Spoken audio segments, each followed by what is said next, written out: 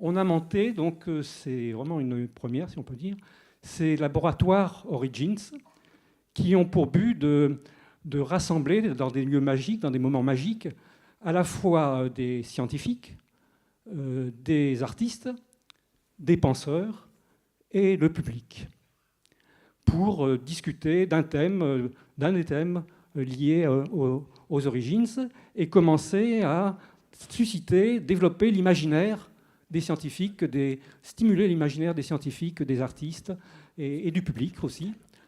Et ceci nous donne des ingrédients pour le scénario et pour monter les spectacles futurs. On a commencé ces Labo Origins il y a un an, il y a à peu près déjà 6 ou 7 Labo Origins.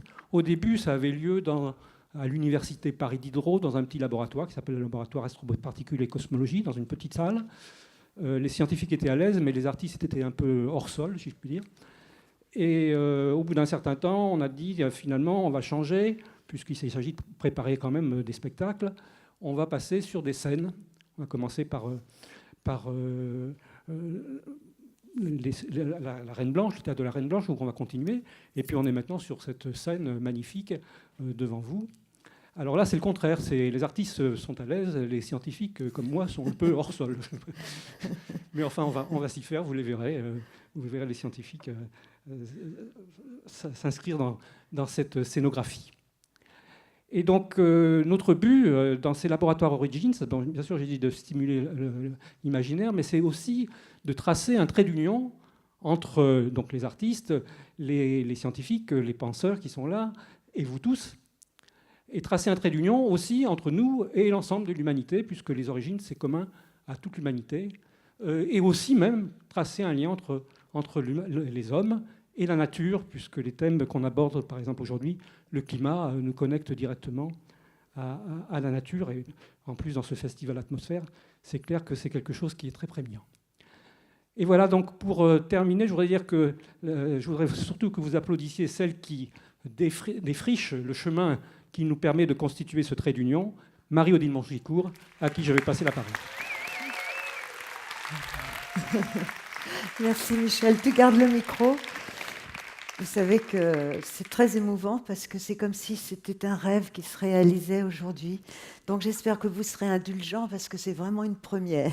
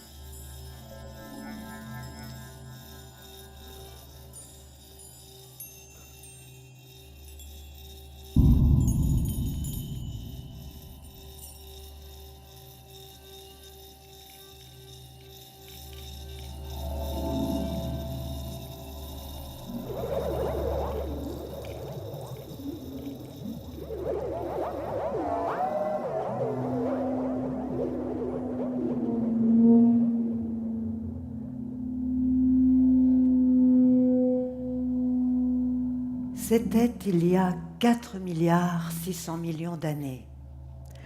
À la périphérie d'une galaxie, parmi des centaines et des centaines de milliards d'autres galaxies, brillait une étoile géante.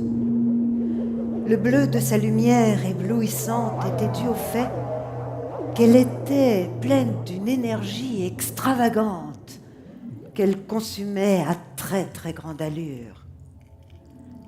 Quand elle fut âgée de quelques centaines de millions d'années seulement, c'est très jeune pour une étoile, elle mourut dans une explosion d'une violence extrême, illuminant la galaxie tout entière. Elle était devenue supernova.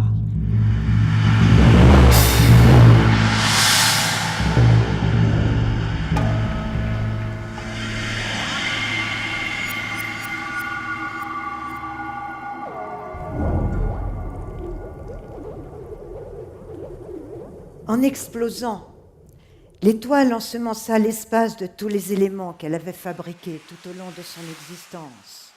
et plus encore, car son énergie fut telle au moment de son explosion que c'est à cet instant précis que se sont fabriqués par fusion nucléaire tous les éléments lourds que nous connaissons aujourd'hui sur la Terre. On dit alors que l'étoile bleue, en mourant, pleurait des larmes d'or et d'argent. Et c'est à partir de cette matière ainsi répandue dans l'espace que le Soleil et son cortège de planètes, d'astéroïdes et de comètes ont pu voir le jour il y a 4 milliards 600 millions d'années. Et par une succession de processus tous plus improbables les uns que les autres, la Terre a accueilli des êtres vivants qui, au fil d'autres processus tout aussi hasardeux, ont atteint un état de conscience tel qu'ils en arrivent aujourd'hui à se poser la question de leurs origines.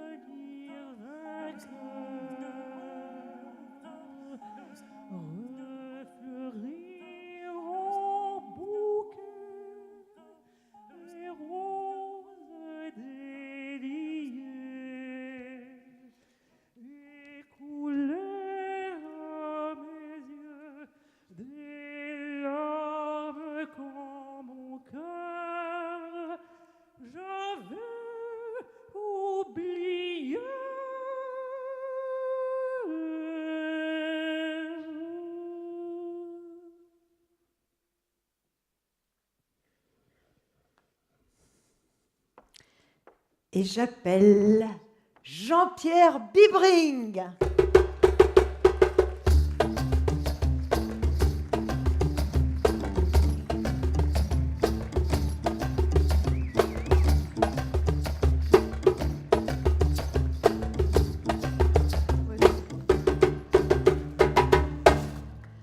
Jean-Pierre Bibring, vous êtes astrophysicien, grand spécialiste de toutes les missions martiennes pour l'Europe. Vous êtes chef de mission de Philae, cette petite sonde qui s'est posée miraculeusement, si j'ose dire, sur une comète qui fonçait à toute blinde dans l'espace. C'est une prouesse technique et scientifique absolument extraordinaire. Et pour commencer ce Labo Origins, puisqu'un Labo Origins, c'est aussi la recherche qui est en marche, vous allez nous donner les dernières nouvelles de Philae. S'il fallait résumer d'un mot Philae, Philae c'est en ce moment, donc on n'a pas encore la perspective bien sûr pour en faire le bilan. Je dirais que d'ores et déjà, Rosetta, Philae, ça change totalement la vision qu'on pouvait avoir de ce que sont les comètes. Et c'est pour ça que c'est une mission fabuleuse, parce qu'une bonne mission, c'est une mission qui montre que les questions étaient mal posées, qu'il n'y a pas de réponse à ces questions-là, que les réponses sont autres et que ça pose d'autres questions. Et j'ai préparé quelques images pour vous rappeler et pour illustrer un petit peu où nous en sommes. Voilà, ça c'était juillet de l'année dernière. Et au fur et à mesure, on se rapprochait, parce que l'idée, c'était effectivement un rêve que l'on avait depuis 30 ans, de se poser sur un noyau cométaire pour en analyser les propriétés. On avait déjà l'idée à l'époque que comme les comètes se sont formées très tôt dans l'histoire et très loin du Soleil, elles avaient bloqué des informations tout à fait uniques, précisément quant à nos origines. Vous savez, on dit toujours que la question des origines, c'est une question que tout le monde s'est toujours posée. C'est pas vrai. Pendant très longtemps, c'était un dogme, on ne se posait pas la question, puisqu'il n'y a pas de problème d'origine, on avait été créé. Et c'est depuis qu'on s'est donné les moyens d'aller regarder sur place qu'on s'est aperçu qu'effectivement, c'est beaucoup plus compliqué qu'on imaginait. Et au fur et à mesure, on allait explorer le système solaire, on s'apercevait que les objets étaient tous extraordinairement différents, qu'il fallait expliquer ces différences, pourquoi la Terre est la Terre, pourquoi la vie est apparue, et que c'est en allant voir les autres objets qu'on en aurait une idée, probablement. Et l'idée des comètes, c'était celle-ci, c'est que la Terre, par son activité, a remis à zéro la mémoire tellement souvent que c'est très difficile de remonter dans le temps et de savoir ce qu'elle était la Terre primordiale au moment où la vie est apparue. Et donc on recherche les processus, les ingrédients qui ont été fondamentaux. Et l'idée, c'est qu'il en reste dans le système solaire et que les comètes en font partie. D'où l'idée de construire une mission qui un jour soit capable d'aller se poser sur un noyau cométaire, alors que c'est des objets tout petits. Ce que vous voyez ici, celui qu'on a choisi, c'est 4 km au total. Quand vous êtes à cette altitude-là, l'horizon est à 50 mètres, vous ne voyez pas au-delà. Donc c'est tout petit. Et viser sur un objet comme ça, en soi, c'était déjà effectivement très compliqué. Et au fur et à mesure, on se rapprochait. Et ça, c'est une image qui a été faite quelques semaines après. On s'apercevait que c'était pire. Non seulement l'objet tournait terriblement sur lui-même et qu'on n'arriverait jamais à se poser dessus, mais qu'en plus, sa surface était incroyablement torturée, bourrée de crevasses. Et nous, on ne pouvait pas se poser dans n'importe quelle condition, n'importe où. Il a quand même fallu choisir un endroit où se poser. Et avant de se poser, on a fait des images où on était encore sur l'engin lui-même. Ça, c'est une image que j'aime beaucoup parce qu'on voit le noyau cométaire en haut et on est encore attaché. Philae, c'est une image qui a été prise en octobre, c'est il y a 11 mois exactement. On voit les panneaux solaires de cette sonde, 15 mètres de panneaux solaires de chaque côté, on est encore accroché. Et cette image a été prise à une distance de 20 km du noyau, qui est exactement la distance à laquelle on a été éjecté pour tomber en chute libre sur ce noyau. Et donc, il a fallu choisir un endroit. Et on a choisi cet endroit ici. On s'est un peu bagarré d'ailleurs. Ce n'était pas évident de trouver un endroit. Vous voyez, on a entre autres choisi celui-ci parce qu'il y avait de bons hospices tout près. Et finalement, ce rêve d'être éjecté et d'ouvrir nos pieds, de déployer tous les engins, etc., c'était pas du tout évident qu'on y arrive. Et ça, c'est une image, une vraie image qui a été faite pendant la descente par la caméra qui était sur l'engin principal et qui montrait qu'effectivement, on s'était bien déployé. C'est une image à distance de notre engin qui va aller se poser quelques heures avant qu'il ne se pose. La descente a duré en fait 7 heures. On est à quelle distance de la Terre, là ? 500 millions de kilomètres. Et comme on va le voir sur ces images, ça, c'est les dernières images qu'on a faites nous-mêmes. Il y a une caméra sur Philae qui a été actionnée durant les dernières secondes. Et là, c'est une image qui a été prise quand on était à 67 mètres d'altitude. Donc le champ, c'est à peu près 50 mètres. Et au fur et à mesure qu'on se rapprochait, voilà, on a fait des images comme ça, 9 images exactement, jusqu'à la dernière qui arrive ici, qui a été prise juste avant le point où on s'est posé. On s'est posé à cet endroit-là, juste à côté de ça. Et vous voyez tout ça, le caillou du centre, il fait quelques dizaines de centimètres. C'est là qu'on s'est posé, c'est là qu'on voulait se poser, puisque cet endroit-là est à 100 mètres du site qu'on avait prévu, et tout ça se passe à 500 millions de kilomètres de la Terre. Ce qui s'est passé, comme ceux qui ont suivi cela peuvent s'en souvenir, c'est que dès qu'on a réussi à voir le signal qu'on avait touché, on est monté tout de suite pour faire les premières images, le panorama, pour voir à quoi ça ressemblait. Et là, on s'est aperçu de quelque chose d'horrible, c'est que le panorama était tout flou. C'est qu'en fait, on s'était posé, mais qu'on avait quitté le noyau cométaire, on avait rebondi. Et ça a été quelque chose de tragique, parce qu'on n'avait aucun moyen de savoir à quelle vitesse on était reparti. Et comme l'engin est très petit, il y a très peu de gravité, il vous suffit d'une toute petite vitesse pour échapper et quitter. Et donc le risque, c'était qu'on ne puisse plus jamais retrouver le sol de cette comète. Et on a passé une nuit à essayer de refabriquer toutes les commandes au cas où le système se reposerait et qu'on pourrait faire des choses. Et ça a été assez extraordinaire. On sait maintenant qu'on a traversé cette grande dépression qui fait plus de 500 mètres et qu'on est actuellement dans cette zone-là et on a une bonne précision sur l'endroit où on est actuellement.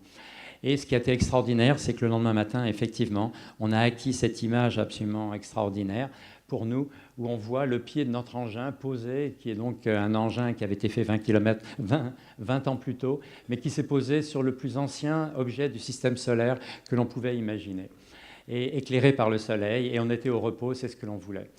On avait derrière nous d'autres images qui nous permettent de nous dire, voilà, on a une énorme falaise derrière nous. Cette falaise qu'on ne voit pas en fait sur les images parce qu'elle est extrêmement sombre, elle est à contre-jour. Elle est en fait celle qui nous a protégés jusqu'à aujourd'hui parce que grâce à cette falaise, le soleil n'a pas trop chauffé notre sonde et notre sonde n'est pas passée aux températures supérieures à celles dans lesquelles il faut qu'il soit maintenu. C'est pour ça qu'on est toujours actuellement prêt à travailler et en fait, 2 fois par jour, et c'est presque ça le plus horrible, 2 fois par jour, Philae se réveille et est prêt à travailler et probablement travaille. Le problème, c'est qu'actuellement, pour des raisons qui ont lieu à la manière dont il est posé et la distance que l'on a de l'engin principal, on ne peut pas communiquer avec lui. C'est-à-dire qu'il travaille, mais on ne peut pas récupérer les informations. Mais on espère que tout ça va venir relativement bientôt. Ça, c'est une image d'artiste qui représente à peu près la manière dont on pense qu'on est actuellement. Vous voyez, complètement de guingois, parce qu'on a rebondi 3 fois avant d'arriver dans ce trou, en fait. Et c'est dans cette situation-là qu'il faut qu'on communique. Mais vous voyez, l'engin, ce qui est noir ici, ce qui est rond, les petits ronds noirs, ce sont les antennes. Et on voit que les antennes sont tout sauf pointées vers le ciel, là où on attend que le signal arrive. Mais malgré tout, on a fait de très bonnes choses. Et c'est pour ça, maintenant, que je vais terminer en vous donnant quelques résultats. Vous voyez à gauche l'endroit de la surface où on a touché la surface. Et à droite, la même après qu'on soit reparti. Vous voyez les 3 pieds ici qui montrent effectivement les empreintes que notre engin a mis sur le sol. Et ce qui est bien, c'est qu'au moment où on a touché le sol, on a levé un nuage de poussière qui sont venus dans nos propres instruments. Et on a pu analyser ce matériau cométaire dans les dizaines de minutes qui ont suivi, avant même d'être au repos, en l'air, si on peut dire, dans l'espace parce qu'il n'y a pas d'air. Et on a, grâce à ça, pu l'analyser. Quelques images pour vous montrer un peu le panorama alentour. C'est un panorama ahurissant. À nouveau, les dimensions ici, c'est quelques centaines de mètres.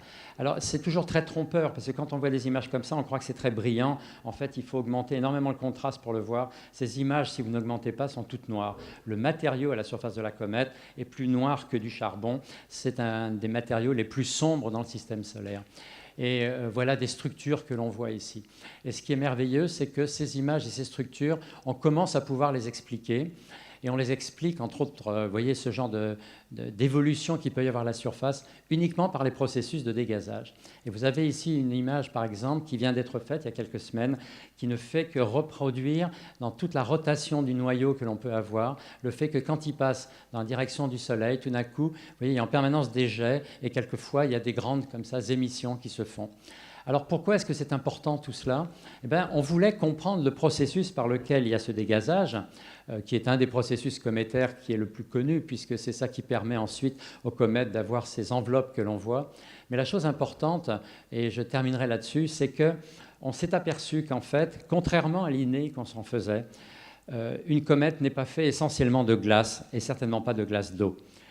Quand on est parti, on avait l'idée qu'effectivement, parce que les comètes sont formées très loin et que la glace est stable à grande distance, la glace doit dominer. Et que c'est parce que la glace domine que quand l'engin, si je puis dire, la comète se rapproche du Soleil, la glace se sublime et ça fait ces grandes enveloppes. Eh bien sûr qu'il y a de la glace, mais la glace est très minoritaire. Et ce qui domine dans le matériau cométaire, et c'est ça qui est merveilleux, c'est le matériau que vous voyez ici. L'essentiel de la masse de la comète, alors qu'elle est pourtant très poreuse, ce sont des grandes chaînes carbonées. C'est des chaînes de carbone, des macromolécules qui sont piégées là depuis que la comète est comète, qui se sont formées dans l'effondrement du nuage dont parlait Marie-Odile tout à l'heure, qui a donné naissance à l'ensemble du système solaire. Il y a une chimie très particulière et très spécifique qui se retrouve dans ces molécules-là. Ces macromolécules-là, pour l'essentiel encore, on ne les a pas analysées elles-mêmes. Pourquoi ? Parce que pour ça, il faut arriver à chauffer, parce qu'elles sont tellement réfractaires qu'il faut chauffer pour pouvoir les faire rentrer dans nos appareils. Et ça, c'est ce qu'on espère faire dès que Philae va se réveiller. On espère fin octobre, en novembre. C'est le moment qui sera le plus opportun pour faire cela. Mais il se trouve que ces chaînes carbonées ont quand même piégé beaucoup d'autres molécules organiques qui, elles, ont toutes été analysées. Et c'est ça qui est extraordinaire, c'est qu'on s'aperçoit que ce matériau est riche d'une très grande variété de matériaux, comme on dit, organiques, dont des aldéhydes, des cétones, on a même trouvé des formules aromatiques, donc, des acides aminés. Déjà dans le nuage voilà. primordial. Et ces acides aminés, on a trouvé de la glycine par exemple, ont été formés dans l'effondrement même du nuage. Ce n'est pas qu'un processus qui est arrivé depuis que la comète s'est formée. Et ça donne une toute autre idée donc de la manière dont l'évolution de notre système a pu fabriquer ce qui a été ensuite fondamental pour probablement l'origine du vivant. Pourquoi ? Parce que ces grains-là, autant la glace ne voyage pas facilement, ne rentre pas facilement dans l'atmosphère d'une planète comme la Terre, elle se volatilise avant. Ces grains-là, eux, ils peuvent traverser et ils peuvent aller ensemencer des océans. Et ce sur quoi on travaille maintenant, c'est sur la compréhension des phases chimiques très particulières qui ont été fabriquées dans l'effondrement de ce nuage pour savoir de quoi la vie a eu besoin pour démarrer. C'est un petit peu ça le thème d'aujourd'hui.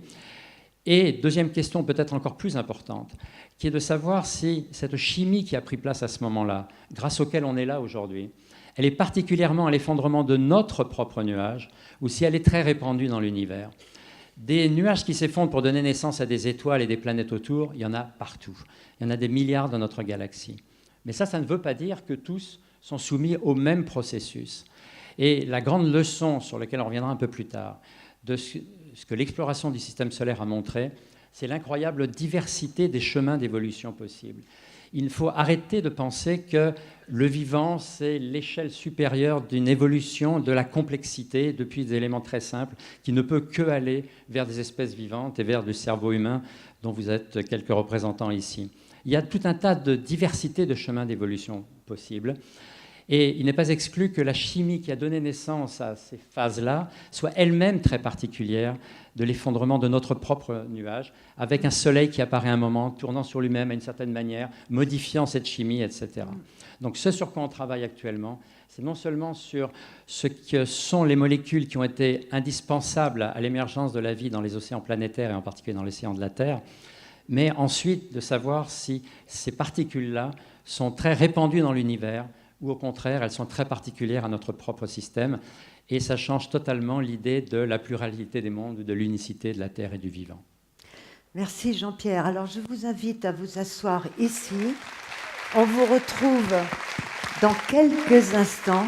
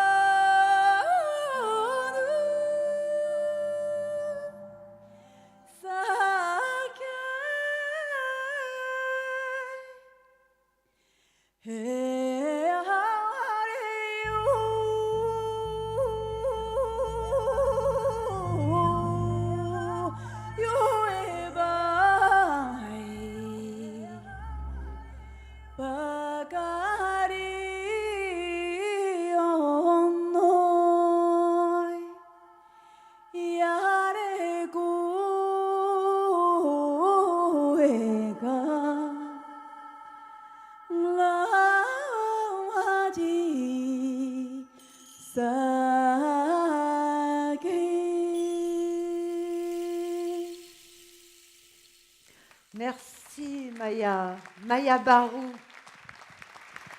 qui va encore nous faire partager sa voix magique tout au long de ce Labo Origins. Jean-Pierre, je rappelle donc que vous êtes physicien, astrophysicien, et que vous avez beaucoup de choses aussi à nous dévoiler sur comment le climat sur notre Terre, puisque c'est le thème de ce festival, a pu voir un jour ce qu'il est aujourd'hui et qui a permis à la vie de se développer, justement. Il fallait cette atmosphère-là pour que la vie se développe.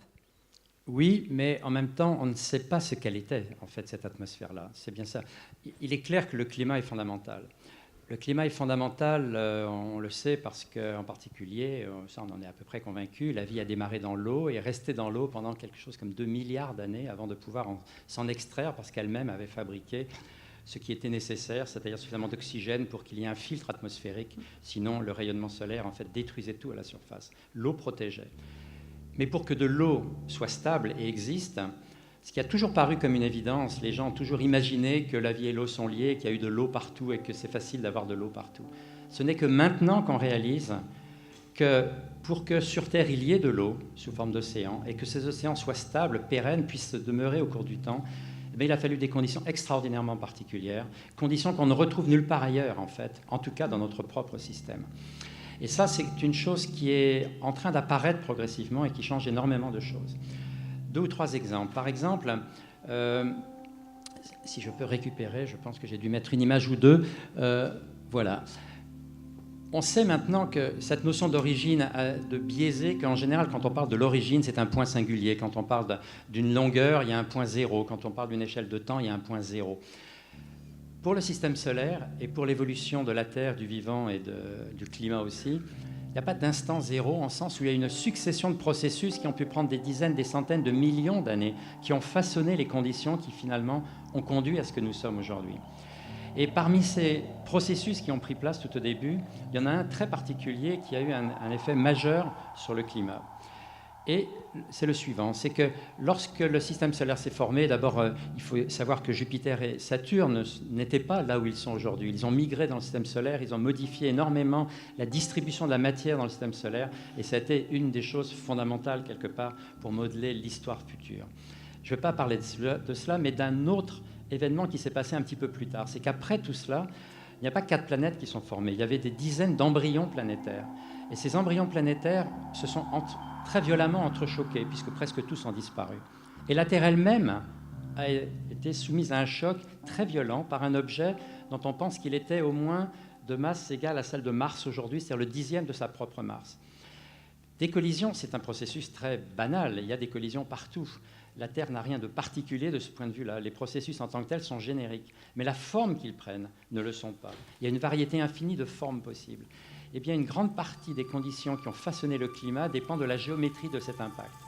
Si l'impact avait été frontal, on ne serait pas là pour en parler, on aurait été détruit. Qu'est-ce qui se serait passé ? La Terre aurait été détruite, la prototerre aurait disparu sous forme de poussière qui se serait mélangée au reste du disque. Si, au contraire, l'impact avait été trop tangentiel, l'essentiel des débris aurait été évacué très très loin, et on n'en aurait pas été là non plus pour en parler, parce que c'est de la géométrie particulière de cet impact qui est résulté la fabrication d'un disque de matière autour.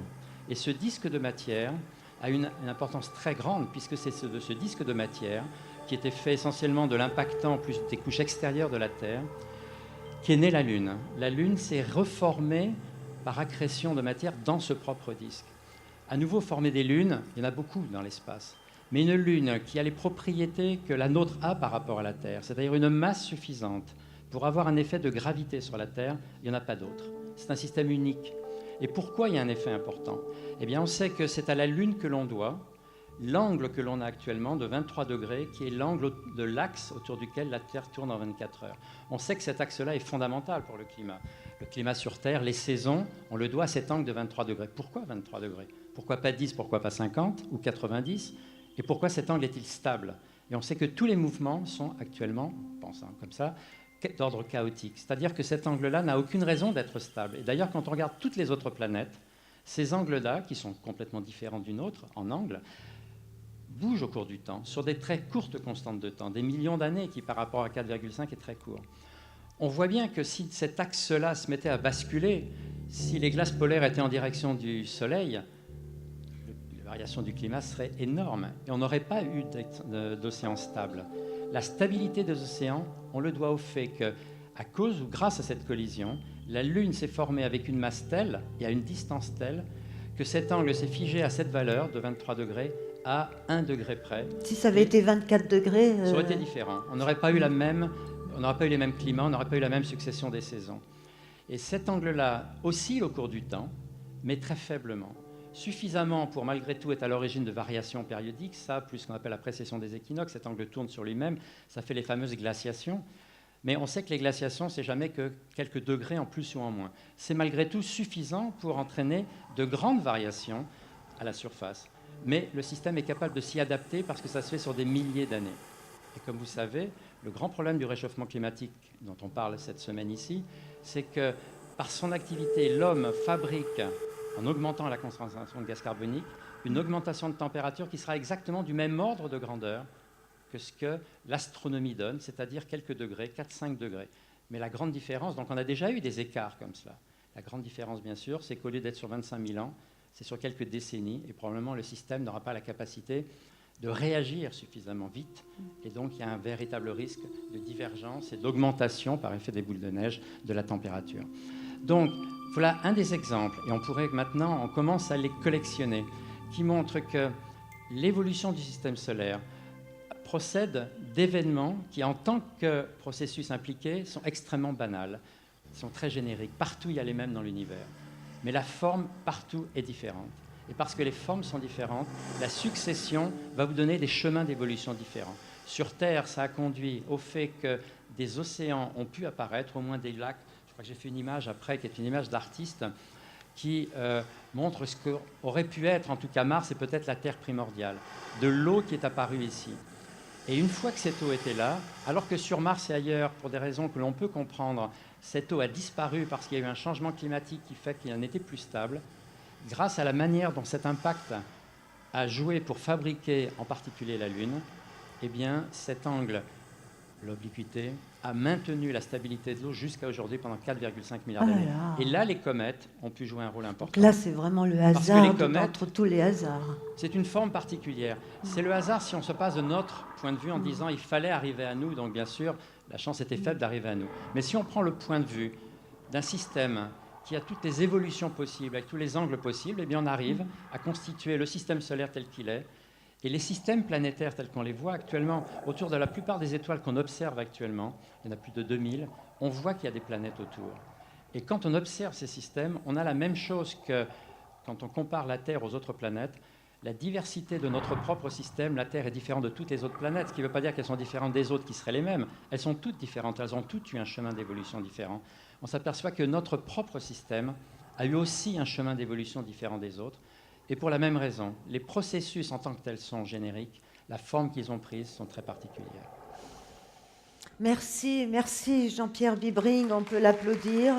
Je vais vous prendre votre micro un instant, si vous voulez bien, parce que maintenant, je voudrais aller vers quelqu'un qui est caché derrière cette table, et vous vous demandez ce qu'il fait. Alors, d'abord, il s'appelle Codex Urbanus. C'est un street artiste. Et je voudrais qu'il vienne devant parce que là, tu n'es pas dans la lumière, Codex. Et on a envie de te voir. Tu vois, ouais, il a une belle barbe et tout. Alors, Codex, merci d'être venu. Vous avez bien voulu partager ce labo Origine avec nous en nous offrant votre talent de street artiste. Alors, qu'est-ce que vous allez faire tout au long de ce labo ? Alors, exceptionnellement, en tant que street artist, on demande souvent de travailler sur des murs. Et là, on a la chance d'avoir un projecteur, donc je peux travailler sur papier, ce qui nous permet d'utiliser d'autres supports. On a un peu de bombe, mais aussi de l'encre et de la plume. Et je suis parti sur quelque chose d'évolutif, donc on va essayer de coller à tout ce qui va être dit. On va couvrir la création du monde, des mondes. Et ça tombe bien, nous autres en art, on fait aussi de la création, mais c'est la nôtre. Et donc, du coup, plus l'événement va avancer, plus il va y avoir des choses sur ce morceau de papier. D'accord. Et puis on va suivre de plus en plus tout ce que vous faites, on va surveiller. Merci Codex. Alors maintenant je voudrais me tourner vers notre philosophe, car je ne sais pas si vous avez remarqué, mais toutes ces questions sur les origines, ça remue un peu toutes les questions philosophiques qui nous animent depuis qu'on est enfant en fait. Alors, ce philosophe qui a bien voulu venir nous rejoindre s'appelle Pierre-Louis Després. Et je voudrais vous demander déjà une première réaction par rapport à tout ce qui s'est dit avec Jean-Pierre Bibring. Comment ça fait évoluer justement notre vision du monde, notre vision de nous-mêmes? Merci Marie-Odile. D'abord, première chose, c'est l'admiration. C'est-à-dire, en écoutant Jean-Pierre, mais aussi déjà l'intervention de Maya Barou, il y a une émotion qui arrive. Nous sommes à la fois devant une avancée de la connaissance, nous entendons que des questions que nous pensions résolues ne sont pas résolues, ne l'étaient pas, et débouchent sur des nouvelles questions. Et finalement, nous avons des images, nous avons des simulations totalement nouvelles qui nous ouvrent les yeux, et pour autant, à la fin, nous sortons avec encore plus de questions. C'est-à-dire que les certitudes que nous avions sont réinterrogées. C'est une véritable révolution. Jean-Pierre a parlé de changement de vision. Avant l'arrivée de Philae sur la comète, nous pensions qu'il y aurait eu de l'eau. En fait, ce sont des macromolécules. Donc, en fait, il y a une découverte, un nouvel étonnement. Et pour la philosophie, évidemment, je dirais c'est un très, très bon grain à moudre, puisque c'est son travail, d'aller s'étonner là où on ne s'étonne plus suffisamment, ou là où on pensait que la messe, entre guillemets, était dite, c'est-à-dire que la connaissance était stable. Et quand on entend le dialogue artistique qui va naître sous nos yeux avec Codex Urbanus, on entend là aussi que les choses vont avancer. Et c'est véritablement cela, pour moi, le premier grand message philosophique, c'est que la connaissance n'est jamais stable. Elle va procéder par de l'imagination. J'ai remarqué la façon dont Jean-Pierre parlait d'hypothèses, et en même temps par des certitudes qui avancent. Des certitudes qui sûrement seront dans les prochaines décennies, ou peut-être plus vite, on ne sait pas, corrigées, remplacées par de nouvelles certitudes, dans une espèce de chemin qui est sans fin. J'ai déjà écouté Jean-Pierre qui nous disait que ce projet, il l'avait eu il y a 20 ans. La trajectoire de Philae pour aller rejoindre la comète a duré 10 ans. Ça veut donc dire que l'imagination d'il y a 20 ans découvre seulement aujourd'hui un certain nombre d'informations. Et que le projet, lorsqu'il a été lancé, conçu, était élaboré à partir d'un certain nombre de connaissances, d'un état de l'art du moment, et que 20 ans plus tard, les questions qui étaient celles du départ n'ont pas forcément toutes les réponses, mais qu'elles débouchent sur de nouvelles questions. Donc en fait, on a là quelque chose qui est absolument remarquable, il faut vraiment le souligner, c'est ce qu'on appelle une révolution en marche parfois, car nous avons trop l'impression que les révolutions, on peut en parler, c'est souvent le rôle de la philosophie, lorsqu'elles sont stables, lorsqu'elles sont définitives et lorsqu'elles ont été posées. Donc on parle d'autant mieux, par exemple, des grandes successions de visions du monde ou des grandes révolutions comme la Renaissance, par exemple, parce que nous avons 4 siècles ou parfois 2000 ans de recul. Or là, nous avons en situation work in progress, comme on dit de plus en plus en parlant anglais, en tout cas en état de marche, une révolution scientifique avec des questions qui viennent jour après jour, on pourrait presque dire heure après heure. C'est de là que naît l'émotion qui nous anime, car en voyant ces images et en écoutant ces interventions dont je ne comprends pas tout, je dois vous dire, parce que justement, elles me mettent dans une situation personnelle d'incompréhension et en même temps de désir de comprendre et de savoir, c'est de là que naît la principale émotion dont nous avons besoin pour notre savoir et les savoirs partagés, qui est ce qu'on appelle l'étonnement, la capacité à s'étonner. Oh, mais qu'est-ce qu'il parle bien, ce philosophe-là, Michel.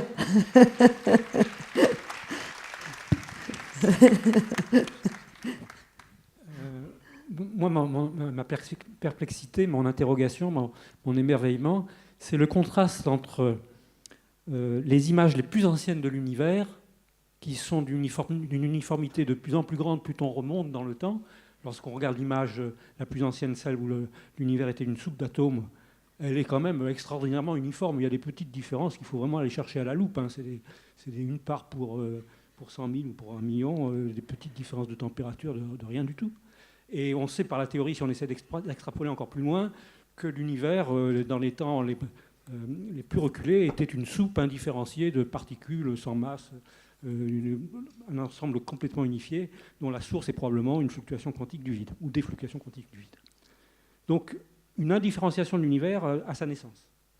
Lorsqu'on le regarde aujourd'hui, ça tu l'as dit de manière extraordinaire, c'est une infinie diversité, c'est une explosion de diversité à toutes les échelles. Il n'y a pas deux individus pareils, comme vous savez, mais il n'y a pas deux objets pareils sur la Terre, et puis il n'y a pas de planètes pareilles, et il n'y a pas de système solaire pareil, il n'y a pas de galaxies pareilles, il n'y a rien de pareil. Donc, comment, à partir de quelque chose d'indifférencié, ça ressemble un peu à l'histoire de la vie, hein, une cellule indifférenciée, si on peut dire, on arrive à une diversification extraordinaire au cours de l'évolution. C'est-à-dire chaque endroit dans l'univers a connu un chemin d'évolution différent, obéissant quand même à des lois, les lois de la physique, qui sont universelles et qui s'appliquent dans le temps toujours les mêmes et dans l'espace toujours les mêmes. Malgré ces lois qui sont les mêmes dans le temps et dans l'espace, eh bien, les chemins de l'évolution sont d'une infinie diversité. Et donc, c'est vrai qu'on peut s'interroger sur cette productivité invraisemblable de la nature. Moi, je parle de créativité quasiment de la nature. Et est-ce qu'on est dans un point singulier, ou est-ce qu'il est singulier simplement parce qu'il est différent des autres? Mais est-ce que la vie, c'est quelque chose d'aussi singulier que ça? On n'en sait rien pour l'instant. Et on a encore des interrogations, c'est-à-dire, est-ce qu'on est là par hasard? La vie a pu se développer, mais dans ce cas-là, il devrait y avoir beaucoup d'autres endroits, peut-être pas tant que ça, mais d'autres chemins qui ont conduit à des évolutions, donnant lieu à des choses magnifiques, aussi magnifiques que la vie, peut-être pas exactement les mêmes, mais aussi magnifiques que la vie. On peut même se demander, après tout, chaque planète, quand on l'explore, elle est merveilleuse. Donc on peut dire qu'elle a connu aussi son évolution à elle. Et qu'est-ce qu'on appelle la vie? Est-ce que vraiment la vie, c'est le stade ultime de l'évolution? Tout a évolué pendant 15 milliards d'années de manière différente. Et voilà, donc moi j'en suis avec ces questions. Je pense qu'effectivement, il y a encore beaucoup de découvertes à faire et pour comprendre les différentes évolutions dans les différents points de l'univers. Alors moi, je vous propose maintenant justement de voir ce que va nous en dire un biologiste néo-darwinien, c'est-à-dire qui aime beaucoup l'évolution de Darwin, mais qui inclut toutes les connaissances de la génétique. J'appelle Pierre-Henri Gouillon.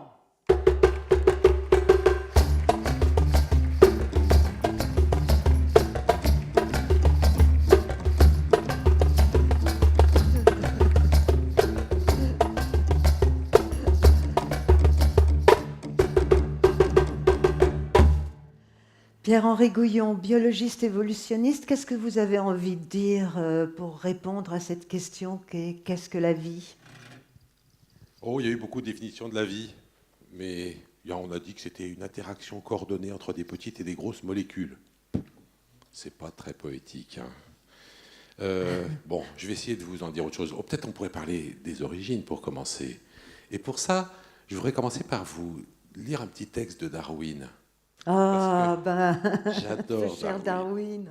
Alors Darwin écrit dans une lettre à un ami, parce qu'il n'a jamais osé l'écrire officiellement, il se pose la question, mais pourquoi est-ce qu'il n'y a pas de nouvelles formes de vie qui apparaissent tout le temps? Pourquoi il n'y a pas une nouvelle origine régulièrement? Et alors il répond, mais si, et quel grand si, nous pouvions concevoir dans quelques petites mares tièdes, en présence de toutes sortes de sels d'ammoniac et de phosphore, de lumière, de chaleur, d'électricité, etc., qu'un composé protéique soit produit chimiquement, prêt à subir des changements plus complexes, aujourd'hui, une telle matière serait instantanément dévorée ou absorbée, ce qui n'aurait pas été le cas avant que les êtres vivants n'apparaissent. Voilà pourquoi ça ne se reproduit plus. Une fois que la vie est là, elle mangera toutes les autres origines. Darwin ajoute quelque chose qui colle bien avec notre labo origine. Il dit, c'est vraiment pas sérieux de se poser des questions sur l'origine de la vie, autant se poser des questions sur l'origine de la matière. Bon, voilà. Alors les physiciens... Ça va plaire à Michel. Les physiciens nous ont donné quelques éléments sur l'origine de la matière et une des choses qui évidemment nous intéresse, quand on se pose la question de l'origine de la vie. Alors vous savez que, d'ailleurs, Jean-Pierre Bibring et moi, on appartient tous les deux à une société savante que j'adore. Ça s'appelle la Société française d'exobiologie. Alors l'exobiologie, c'est la science des êtres vivants sur les autres planètes que la Terre. C'est génial. Une science entièrement dévolue à un truc qu'on n'a jamais vu et dont on ne sait pas s'il existe. C'est génial parce que moi, je suis biologiste, et alors dans le domaine de la biologie, on est vraiment bloqué par le fait qu'il y a tous ces êtres vivants à étudier. Ça nous fait un boulot, vous ne pouvez pas savoir. Ils sont tous différents les uns des autres. On n'aura jamais fini, rien que de leur donner des noms. Alors, travailler sur des trucs qui n'existent pas, ça, c'est un bonheur, parce qu'au moins là, on est obligé de réfléchir. Et voilà, donc, comment c'est apparu la vie sur Terre? Il y a au moins une chose rassurante, c'est que les constituants de la vie sont des molécules, bon, ça va, et elles sont faites des atomes dont on nous dit que c'est assez normal qu'ils aient été là sur Terre, du carbone, de l'azote, de l'hydrogène, j'en oublie, l'oxygène, voilà, je me disais, il y en avait quand même un gros qui manquait, et puis quelques autres, du fer, etc. Donc, au moins, les atomes, ça va, ils étaient là. Comment ils se sont assemblés pour fabriquer un être vivant? Qu'est-ce que c'est que la vie? Comment je pourrais reconnaître de la vie sur une autre planète? Bien, je voudrais vous dire que ce qui s'est passé d'extraordinaire pour la vie, d'abord, c'est que la manip que nous propose Darwin, de mettre de la chaleur, de l'électricité, de la lumière, avec des sels, machin chouette, eh ben, elle a été réalisée en 1953. En 1953, Stanley Miller, avec un collègue, fait ça dans une ampoule, il met les constituants, il envoie de la chaleur, de l'électricité, et qu'est-ce qui voit apparaître? Des petits composés protéiques, c'est-à-dire des briques élémentaires de nos organismes. Ça peut se fabriquer chimiquement. La difficulté, en fait, et ce qui fait qu'on ne peut pas encore décrire comment ça s'est passé, et je ne sais pas si on pourra un jour, c'est que ces composés protéiques, on peut très bien imaginer qu'ils s'en soient produits, qu'ils aient commencé à avoir une action. Le truc, c'est qu'ils ont quand même fait un petit jeu chimique pendant 1 à 2 milliards d'années, disons, dont on n'a aucune trace.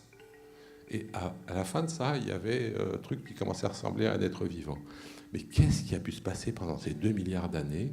Je trouve qu'il faudrait qu'on soit drôlement fort pour arriver à le reconstituer. Je ne suis pas sûr qu'un jour on le saura.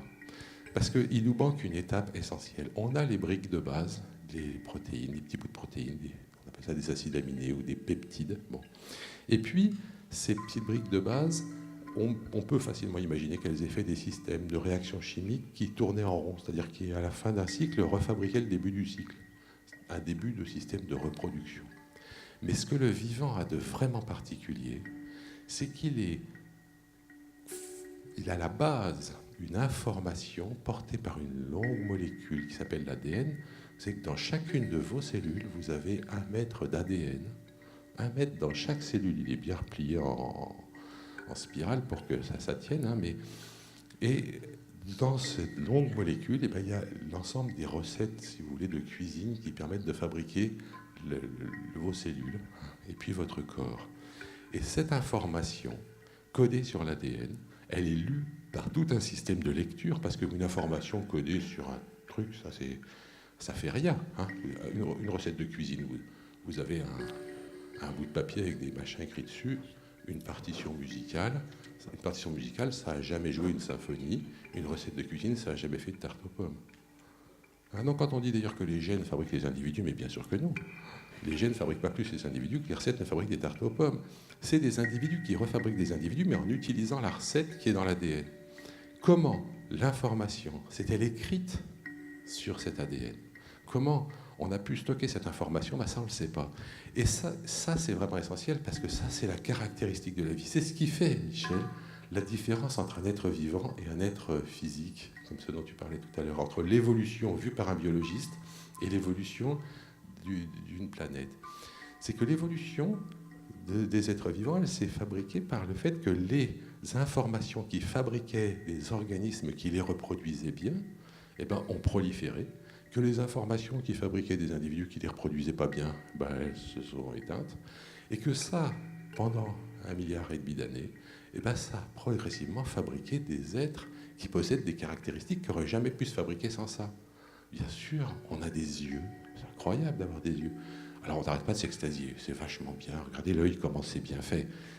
C'est bien fait ou pas bien. Ça dépend comment ça s'est passé. Moi, je suis ingénieur de formation. Si on me disait de fabriquer une machine qui doit manger, boire et respirer, jamais je ferais passer tout ça par le même tuyau. Vous vous rendez compte? C'est complètement stupide. Ici, on est obligé de mettre un machin à la glotte qui oriente un coup vers un côté, un coup de l'autre. Quand ça passe du mauvais côté, vous connaissez le résultat. C'est complètement idiot. Un ingénieur qui fait ça, on le vire tout de suite. Mais bon, on a été fabriqué comme ça. On en parlera d'ailleurs justement tout à l'heure avec l'intervenant suivant. Il y a une espèce de bricolage de l'évolution qui a fabriqué les êtres tels qu'ils sont, qui sont loin d'être parfaits, mais ils sont finalisés vers la reproduction de leur information génétique. Et ça, la finalisation des êtres vivants, c'est ce qu'on ne trouve pas dans une planète ou dans une comète. Il n'y a pas eu de sélection d'une information qui se reproduit à travers la reproduction des organismes. C'est ça la chose extraordinaire de la vie. Et je pense que si un jour on trouve de la vie ailleurs, eh bien, il y aura aussi un système de stockage et de reproduction d'informations, un système pour lire cette information. Et tout ça, même si ce n'est pas fait avec du carbone, c'est la caractéristique fondamentale de la vie. Marie-Odile. Merci Pierre-Henri, merci beaucoup. Et pendant que vous parliez, Pierre-Henri, J'aurais juste une il y question. avait Léo Kamazawa qui faisait ses petits sons. Mais oui, après Michel. On va écouter Léo.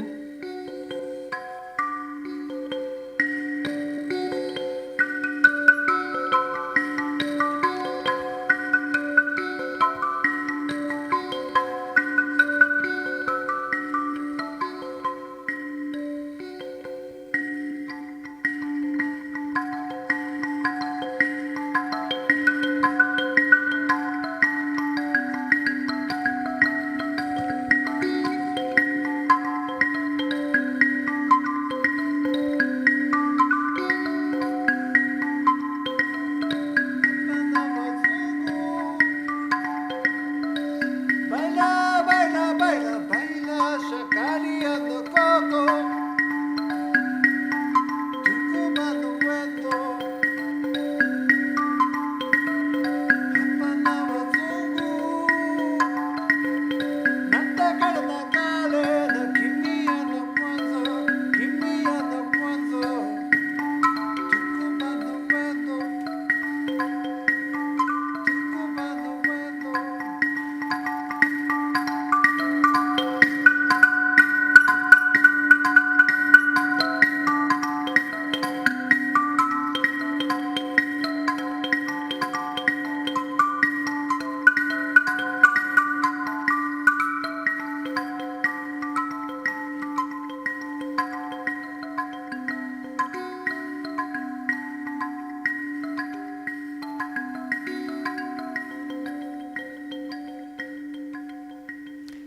Léo Kamazawa.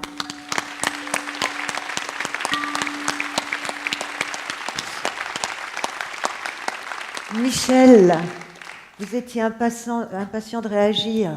Non, je ne vais pas provoquer Pierre-Henri en comparant l'étoile dont tu as décrit la vie à un être vivant. Après tout, c'est vrai que les étoiles naissent, elles meurent, elles se nourrissent, elles créent des générations suivantes, qui évoluent d'ailleurs. Elles sont peu pareilles que la première. Mais une question plus brûlante, d'ailleurs, qui est connectée un petit peu au débat que tu as eu juste avant ce labo Origins. Si on fabrique une machine dans laquelle tu codes la capacité de fabriquer une autre machine par cette machine, est-ce que tu as fabriqué un être vivant ? Si on connaît, enfin, selon la vision que j'essaie de vous présenter, si on connaît une machine, si on fabriquait une machine qui peut coder, qui possède donc une information qui lui permet de construire la machine suivante, il manquerait juste un truc pour que ça marche, ça serait qu'il y ait des possibilités de variation du code qui puissent être soumises à sélection. C'est-à-dire que si jamais, dès qu'il y a une variation du code, ça ne marche plus, ça évoluera pas et ça ne deviendra pas vivant. Si jamais, en revanche, le code peut changer par des erreurs de copie ou tout ce qu'on voudra, et qu'en changeant le code, on change un peu le sens, mais qu'on n'empêche pas le truc de fonctionner, parce que ça, la force du système génétique, c'est que vous avez des gènes. Si jamais il y a une mutation dans le gène, bon, il est possible que du coup il ne marche plus, mais il est aussi possible qu'il marche autrement. Et du coup, le fait que le code soit lui-même évolutif a permis à la vie d'exister. Je voudrais d'ailleurs dire que Ce que je trouve très fascinant là-dedans, c'est qu'un codage d'un message complexe part de la combinatoire d'éléments qui en eux-mêmes n'ont pas de sens. Ben, j'en connais que deux dans le monde, l'ADN et les langages humains. C'est-à-dire que quand je parle, je mélange des sons qui en eux-mêmes n'ont pas de sens, c'est la suite des sons, l'ordre dans lequel ils sont, qui va prendre un sens par rapport à ce que vous entendez. Vous vous rendez compte, c'est quand même magique, hein. J'envoie des sons comme ça, et votre cerveau décode ce système-là et lui donne du sens. Eh bien, l'ADN, c'est la même chose. Vous avez des petits trucs qui s'appellent les nucléotides, donc qui constituent l'ADN. Ils sont dans un certain ordre, et il y a un système qui va les lire. On sait très bien comment. Il les lit 3 par 3. Après, avec chaque truc de 3, il faut un acide aminé, puis ça fabrique une protéine. On connaît très bien le système. C'est pareil pour le software et le hardware.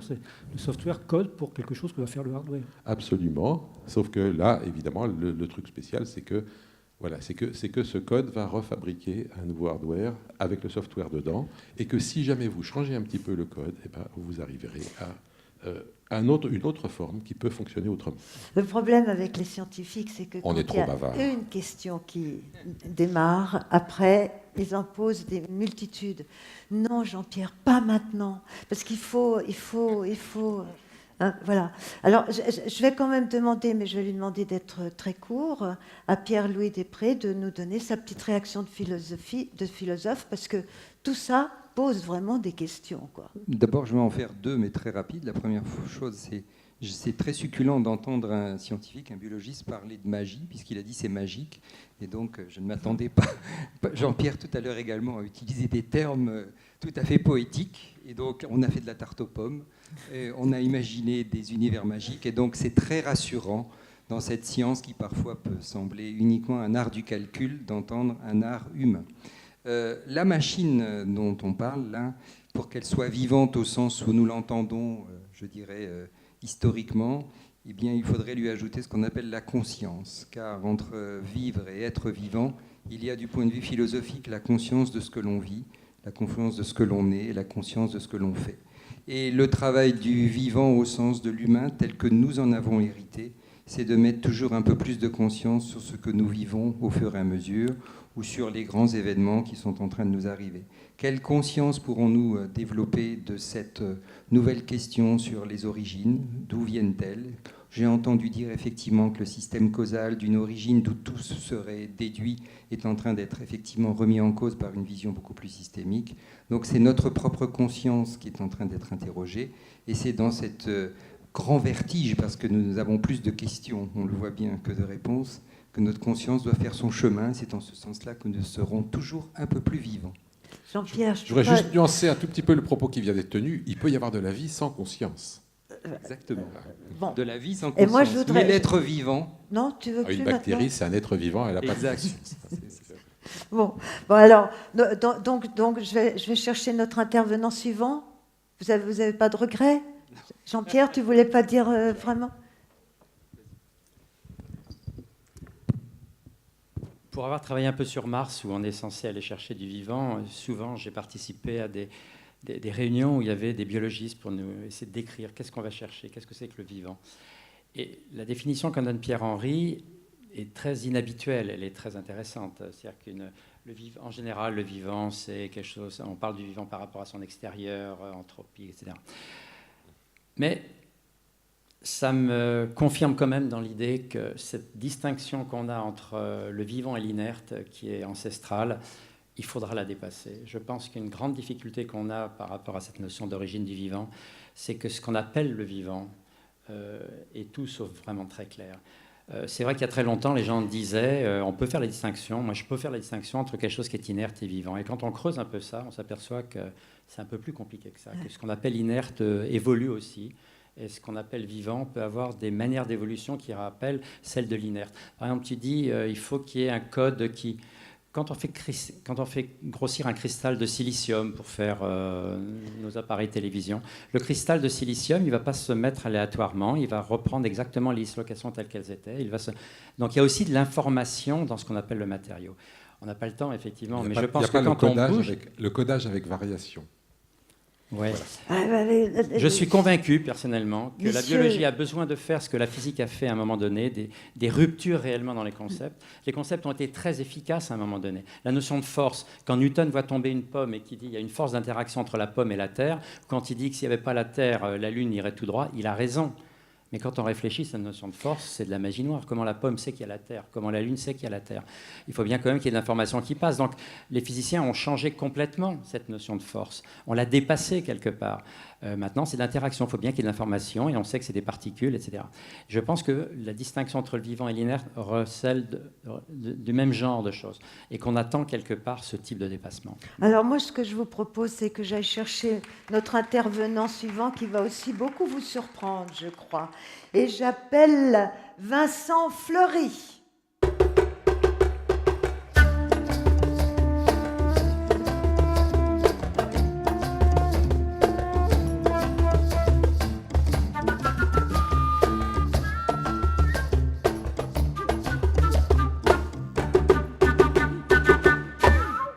Alors Vincent Fleury, vous êtes...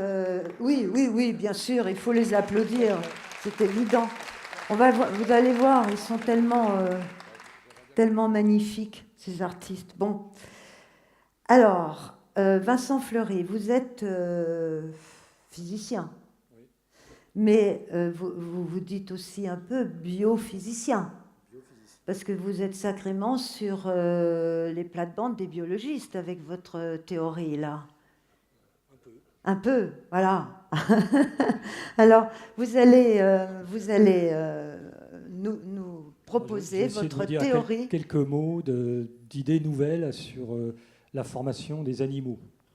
Donc on va passer, après être passé des gaz et des poussières aux molécules du vivant, on va passer plutôt aux organismes pluricellulaires. Alors évidemment, quand on pose la question des origines, vous avez vu, on interroge une profondeur historique de 15 milliards d'années. On interroge un cosmos absolument gigantesque dans lequel ont lieu des explosions de supernovas qui répandent de la matière dans l'univers. Quand on veut poser la question des origines de la vie, on est obligé de faire des voyages de 500 millions de kilomètres pendant 20 ans pour aller trouver l'eau qui serait peut-être à l'origine d'une évolution animale et végétale qui a pris des centaines de millions d'années pour arriver à ce que je puisse être là pour vous en parler et vous là pour m'écouter. Bon, enfin, en quelque sorte, on est complètement écrabouillé par la dimension du problème. Enfin, on est aplati par l'espace, par le temps, parce qu'on est tout petit et on est mortel. Alors moi, je pense que le projet humain, le projet des artistes qui sont là, le mien en tant que scientifique, c'est de ne pas être écrasé, de lutter contre cet écrasement et d'essayer de se sortir des ténèbres et puis de se réchauffer avec la musique et d'essayer de comprendre avec la science. Alors, ce qui va nous aider dans cette entreprise, c'est les lois de la physique. Est-ce que je peux avoir... Voilà. Alors, les lois de la physique, elles ont quelque chose de particulier, ce sont les lois de l'univers. Et comme l'a dit Michel Spiro, ces lois sont universelles. Et c'est ça qui va nous servir d'ouvre-boîte. Ici, en haut à droite, vous avez un objet énorme qui est un proto-système solaire, un disque de matière en accrétion qui va un jour former un système solaire. Et chacun des anneaux que vous voyez sera une planète ou une petite lune. Et vous voyez que ça forme spontanément un disque avec des anneaux.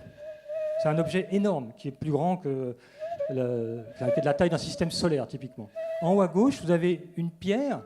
J'aurais pu mettre une agate. Vous en avez déjà vu plein dans les boutiques de minéralogie.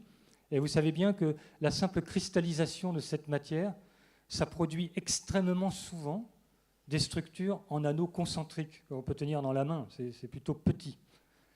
Et puis ici, en bas, il y a un être vivant, c'est un arbre. C'est une tranche de rond d'arbre. On appelle ça des cernes d'arbres. Et vous savez bien que malgré la très grande diversité des génomes, tous les arbres ont des troncs faits comme ça.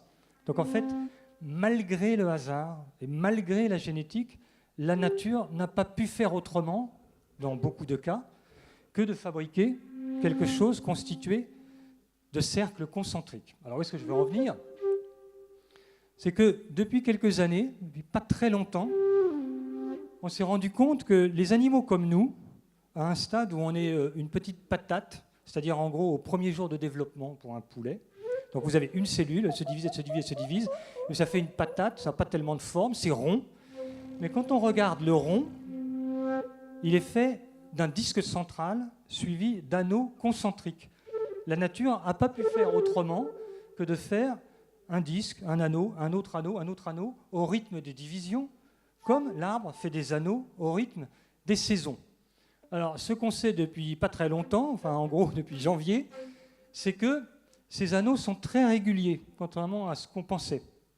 Il y a très peu de hasard, puisque vous avez un disque central avec des cellules de 5 microns, un anneau avec des cellules de 10 microns, un anneau 20 microns, 25 microns. Donc en fait, initialement, nous sommes faits d'anneaux concentriques très réguliers. Et comme quand vous battez du blanc d'œuf et que vous faites du meringue, vous faites une mousse de blanc d'œuf. Et vous savez que plus vous battez la meringue, plus la mousse est fine et plus la meringue est ferme, plus le blanc est monté en neige. C'est pareil pour les cellules. Au centre, les cellules toutes petites, elles font un paquet qui est plutôt rigide. Et plus vous allez dans les anneaux suivants, pardon, je ne sais pas comment on va en arrière, c'est pas grave, plus vous allez dans les anneaux suivants, plus ils sont mous.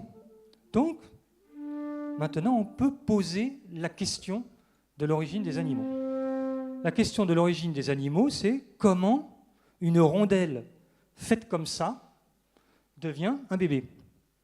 Et pas simplement un bébé dans un sac, parce qu'en réalité, les embryons font aussi le sac, donc le sac amniotique pour les amniotes. Tous les animaux ne sont pas amniotes, mais vous allez comprendre tout de suite pourquoi.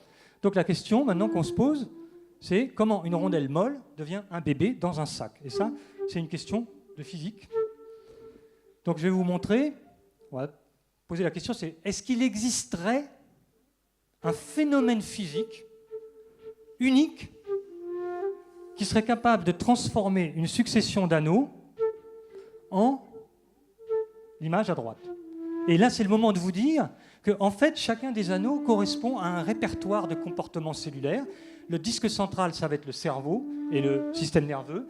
L'anneau d'après, ça va être le corps, la peau. L'anneau d'après, ça va être le tube digestif.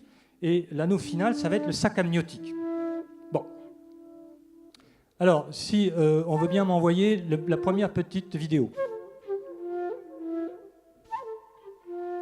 Alors, la première petite vidéo, c'est juste pour imiter un peu les gens qui vont sur Philae. Moi, je ne vais pas sur Philae, je vais sur Blastula.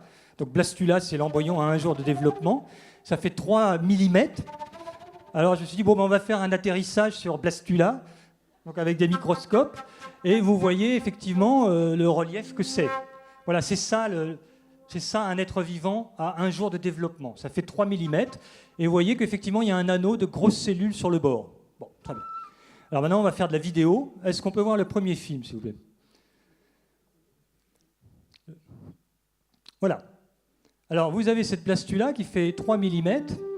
Et on s'aperçoit que pendant les 6 premières heures, ça fait des grands moulinets. Est-ce que vous voyez les moulinets? Vous voyez les grands moulinets, là? D'accord? Donc ça, c'est une des découvertes. C'est qu'en fait, la formation des animaux, ça commence par des tourbillons. Parce que vous avez des anneaux emboîtés les uns dans les autres. Et l'anneau du bord est fait de plus grosses cellules. Et les grosses cellules tirent plus que les petites. Et par symétrie, ça engraine des espèces de grands moulinets qui pourraient vaguement évoquer des spirales de galaxies. Et si vous êtes attentif, vous voyez qu'à gauche, les moulinets ont l'air de tasser le tissu. Alors, est-ce qu'on peut voir le film suivant, s'il vous plaît? Alors, effectivement, on voit que les moulinets se tassent à gauche. Et le tassement, un peu comme quand je pousse du beurre avec mon couteau sur la motte de beurre, les deux moulinets se tapent l'un contre l'autre et ça fait un espèce de pli. Et les tourbillons essaient de s'échapper l'un l'autre, ils font une collision et ça fait une espèce de subduction, ça rentre par une espèce de fente et ça repart par en dessous. Et donc, une fente apparaît par collision des tourbillons. Et alors, il va falloir peut-être éloigner les enfants parce que la fente et le trou que vous voyez, en fait, ça va être l'anus. Donc, à partir de maintenant, je suis désolé, ça va être un petit peu ironique dans ce contexte philosophique. C'est qu'en fait, la première chose qu'on se fait nous-mêmes, c'est l'anus. Et nous allons être fabriqués par la moitié de nous-mêmes qui s'introduit dans nous à travers un trou qui est créé en premier, qui est l'anus. Alors tout le monde voit les cellules, hein, vous voyez, ça c'est à peu près la taille totale du futur bébé. Est-ce qu'on peut voir le film d'après, s'il vous plaît? Alors maintenant, avec les techniques actuelles, on peut mettre une caméra à l'intérieur du trou quoi, dont j'ai parlé. Et on voit que en fait, les cellules qui sont rentrées par le trou, elles sont parties à l'envers, un peu comme un carrousel de valises à l'aéroport. Elles sont rentrées, fait la subduction et la tectonique des plaques. C'est à plus grande échelle la tectonique des plaques, mais c'est la même physique que ça. C'est un écoulement viscoélastique qui rentre par un trou. Et ça s'écoule comme une gélatine qui serait rentrée dans l'anus. Et comme on peut le voir, la gélatine qui est rentrée tire sur la surface. D'accord? Bon, là, est-ce qu'on peut voir le film d'après? Alors, qu'est-ce qui se passe quand vous avez de la gélatine qui tire sur la surface d'un disque très, très, très, très mou? Alors là, c'est la moitié. L'axe du corps est en bas. Pour les besoins du grossissement, pour que vous puissiez voir les cellules, j'ai fait un film avec le milieu du corps mis en bas. Le trou que vous voyez là-bas, c'est vraiment le trou, quoi. Et vous voyez, ça tire. Et qu'est-ce qu'on voit? On voit rien de spécial, en fait. Ça tire et ça déforme simplement en tirant. Vous voyez, est-ce que tout le monde a une sensation que ça tire? Oui? Ça va? Et on voit rien de spécial. Alors, est-ce qu'on peut voir le film d'après, s'il vous plaît? Alors, on s'est un peu éloigné là, de la comète. Au début, on l'a vue de très près. Là, on la voit d'un peu plus loin. Donc, on voit que ça tire, ça tire, ça tire, ça tire, ça tire, ça tire. Et on voit vaguement apparaître un petit pli là. Alors, est-ce qu'on peut s'arrêter sur la dernière image, s'il vous plaît, en cabine? Non, pas là, plus loin. Stop! Merci. C'est pas évident parce que c'est accéléré quand même monstrueusement. Ça dure 12 heures. Et bon. Alors, vous voyez que, d'abord, vous voyez les anneaux dont je vous ai parlé. Vous les voyez, les anneaux à droite, là?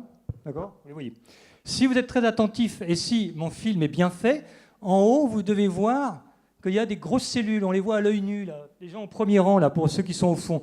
Vous confirmez qu'en haut, on voit un anneau avec des grosses cellules, là? Vous voyez des petits granulés en haut? Oui? Et quand vous regardez au centre, on les voit moins bien. Les granulés sont plus petits. D'accord?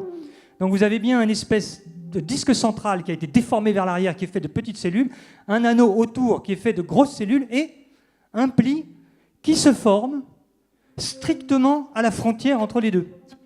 C'est-à-dire que l'information pour fabriquer des aliments est située à la frontière entre les petites et les moyennes cellules, les moyennes et les grandes cellules, les grandes et les plus grandes cellules. Alors qu'est-ce qui se passe si je continue à tirer?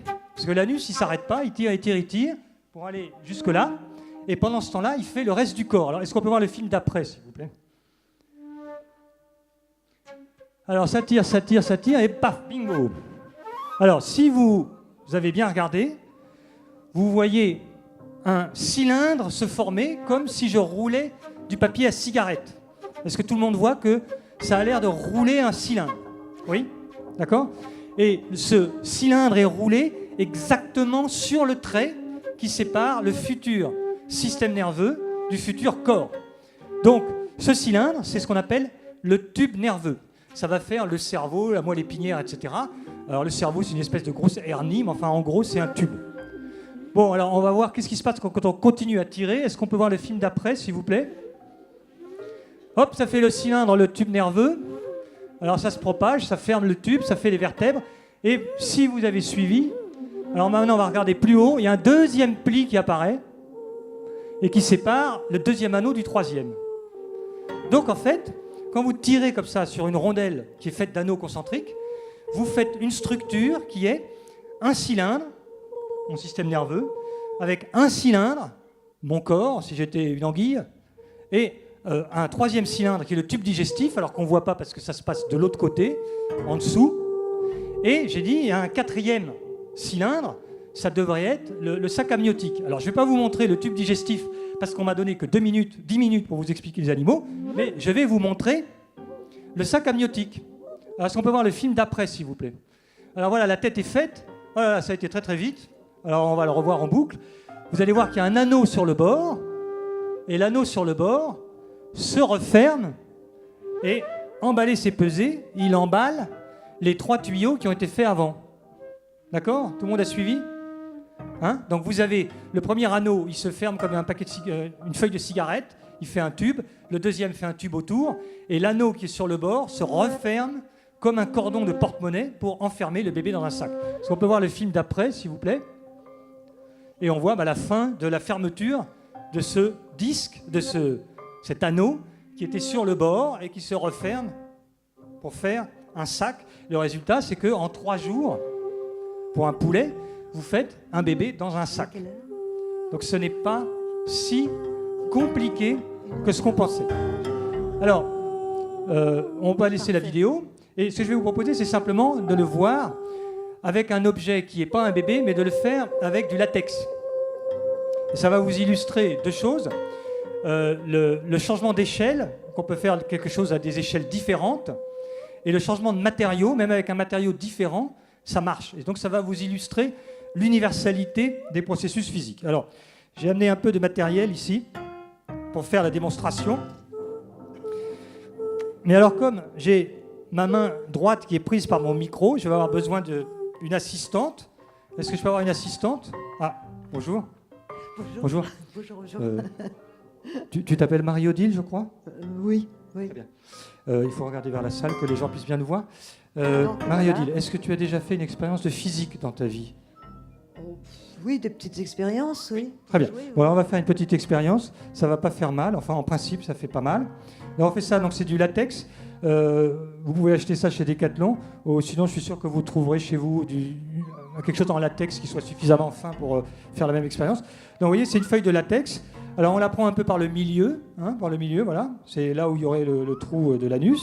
Et quand on tire, vous voyez se former des successions de plis qui, quand ils se referment les uns contre les autres, forment un cylindre. D'accord? Donc ça, on peut tourner, voilà.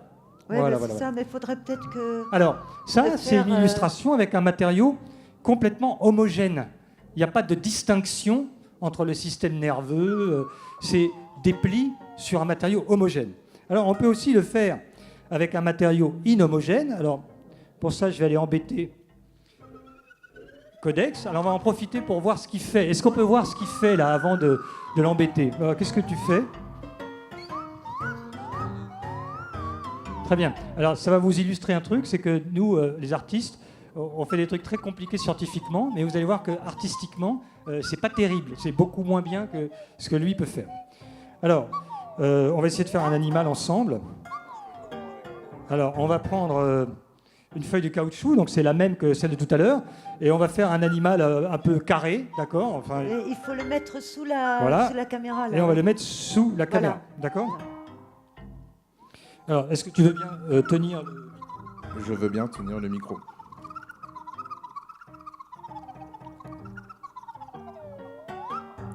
Alors, je vais prendre juste une étiquette comme celle pour les cahiers d'écoliers, d'accord? Du papier. Je retiens le micro. Voilà.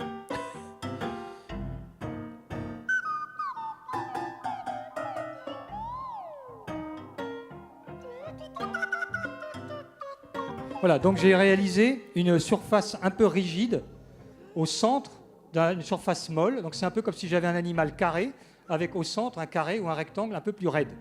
Alors on va voir si ça marche, parce qu'en général quand on fait des démonstrations ça ne marche jamais. Voilà. Donc, je vais me mettre là, ça va là.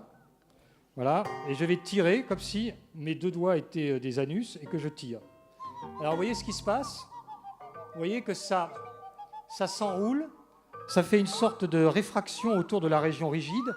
Et à ce moment-là, le cylindre, qui aurait pu être n'importe où tout à l'heure sur un milieu homogène, s'appuie exactement sur les contours de la partie rigide. Donc c'est ce phénomène qui vous explique pourquoi les tuyaux sont associés à des cellules différentes.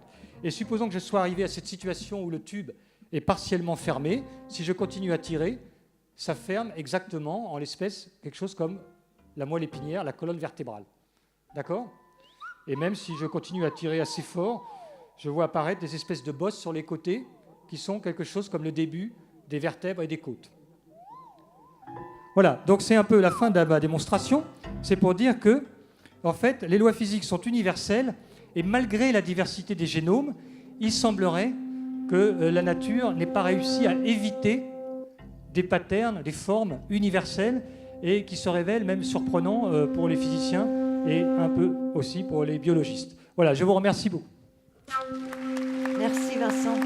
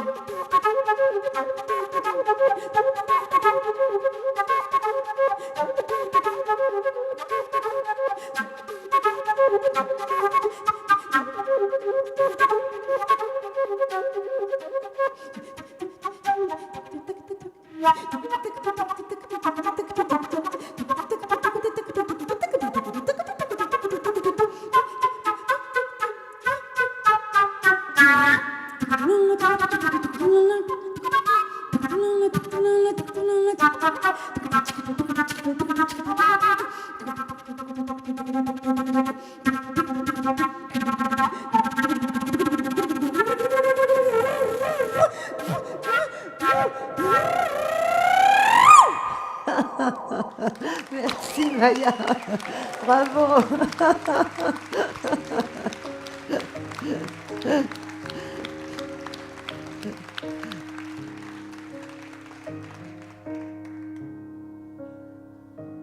Dans vos viviers, dans vos étangs,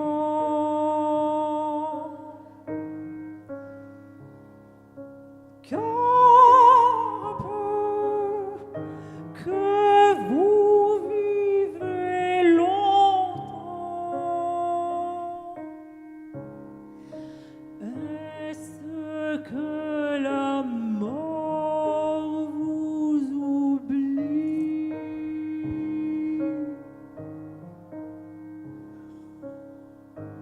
Poisson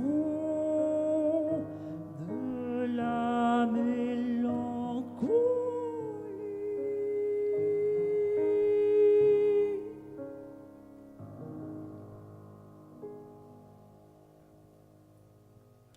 Lucille Vignon. Merci Lucille. Alors, avant d'arriver vers la fin, puisque tout a une fin, je voudrais demander à ces 5 intervenants qui vivent des émotions qu'ils ont beaucoup de mal à nous faire partager, d'essayer de nous les faire partager quand ils font une découverte, quand, par exemple, Jean-Pierre, quand Philae arrive à se poser sur la comète Chury, qu'est-ce qu'il ressent ? Quand Michel Spiro, lui, va découvrir le boson intermédiaire, ou Michel, par exemple, Michel, lui, c'est le premier qui a mis l'idée que les galaxies ne tournaient pas normalement si on considérait la matière visible, qu'il devait y avoir une autre matière. N'est-ce pas, Michel, que c'est pas tout à fait ça. C'est pas grave, c'est pas grave. C'est quand même des gens qui vivent des trucs, quoi.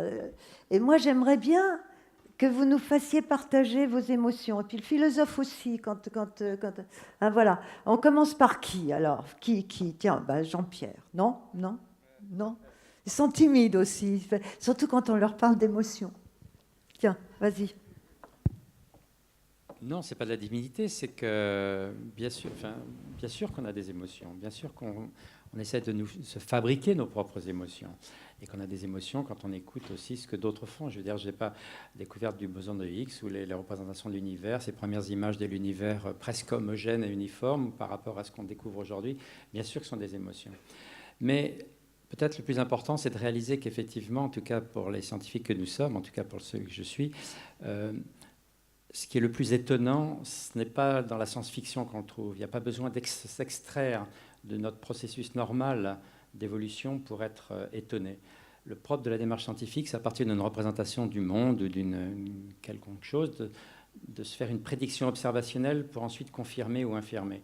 Et c'est ce processus-là qu'on appelle la démarche scientifique, qui est par elle-même d'étonnement, comme tu disais, et d'émotion. Et ça, c'est extraordinaire. Quand on se pose une question, ou comme on disait tout à l'heure par rapport au vivant et à l'inerte, on se pose une question de ce que veut dire vraiment, comment opposer le vivant. Et tout d'un coup, quand on a quelque chose qui nous permet de mettre à bas des paradigmes il n'y a rien de plus beau que cela pour nous, justement, qu'être capable de reconstruire quelque chose.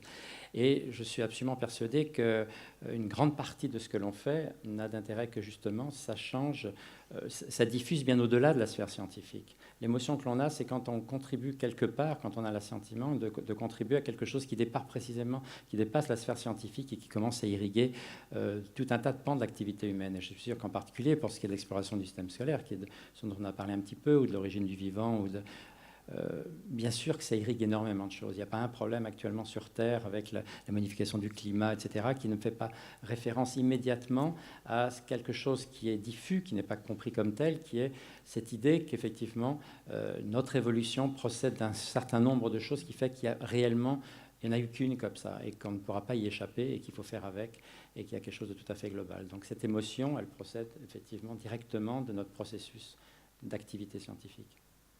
Merci. Bon, bah, puisqu'il faut. Hein. Non, effectivement, la recherche, ça a été pour moi un travail passionnant.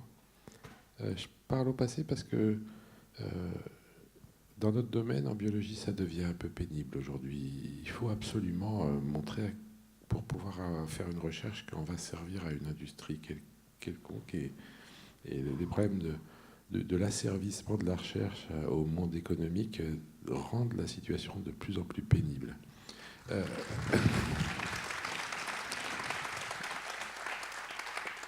Mais donc voilà, pendant pas mal d'années, je me suis posé des questions. Alors si je vous disais les questions, évidemment, ça vous ferait peut-être rire, je devrais peut-être pas.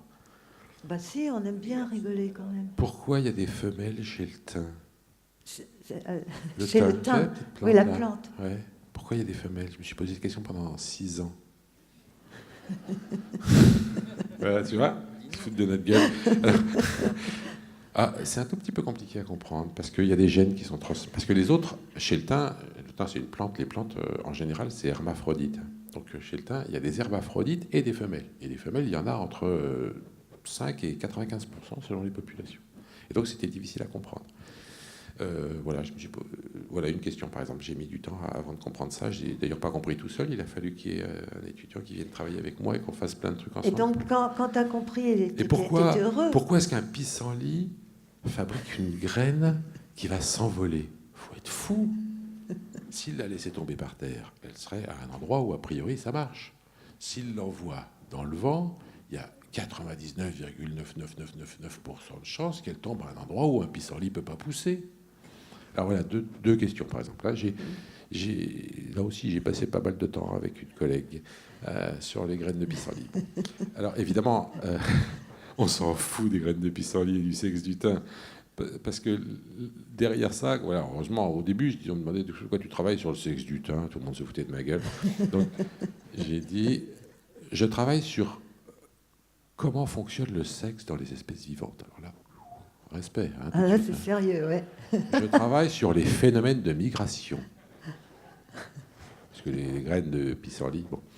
Mais, alors, le plus gros de mon travail, c'était d'observer les choses qui se passaient dans la nature. Et puis après, j'allais sur mon ordinateur et j'essayais de simuler le processus. De simuler le processus évolutif qui pouvait conduire à la situation.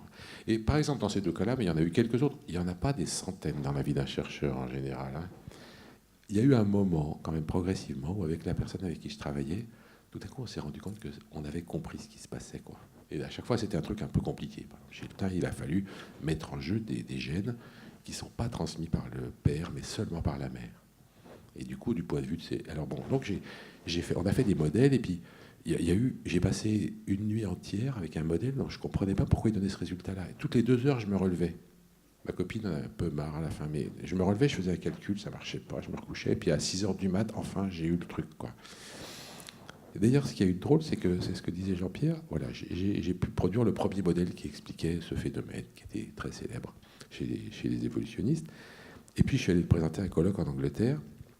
Et il y a un collègue anglais, un très grand généticien qui s'appelait John Maynard Smith, qui est malheureusement mort il n'y a pas très longtemps, qui à la fin de ma conf vient me dire « Ah, c'est super ton truc. En fait, ce que tu avais mis dans tes équations, c'est que si j'étais un gène de mitochondrie, j'aurais pas envie de faire du pollen. » Je me suis dit, mais il est fou, lui, il se prend pour un gène. Mais en fait, Là aussi, il y a une espèce d'illumination pour moi. Évidemment que les gènes ne pensent pas, etc. Mais la sélection naturelle a favorisé les gènes qui... Et tout ça nous a amené progressivement dans les années 80 à découvrir des choses vraiment intéressantes sur le fait que ce qui est sélectionné, ce n'est pas les individus par la sélection naturelle, c'est l'information génétique. Et ça a tout changé sur notre vision de la vie. Donc voilà, et ça, c'est des moments d'exaltation extrême. Quand tout d'un coup, on comprend qu'il y a des tas de trucs qu'on n'arrivait pas à comprendre avant, et puis tout d'un coup, avec un truc comme ça, paf, on se met à comprendre, et c'est un vrai bonheur. Et après, Merci, ce qui est un vrai bonheur aussi, c'est de le faire partager. Et moi, je vais vous dire une chose, j'ai fait de la recherche, mais j'ai fait beaucoup d'enseignement. La recherche, j'en fais de moins en moins pour ce que je vous dis tout à l'heure, mais l'enseignement, j'en fais toujours autant. Et quand je vois l'œil des étudiants qui s'allume, parce que ça y est, ils ont compris le truc, et ben, c'est un vrai bonheur aussi.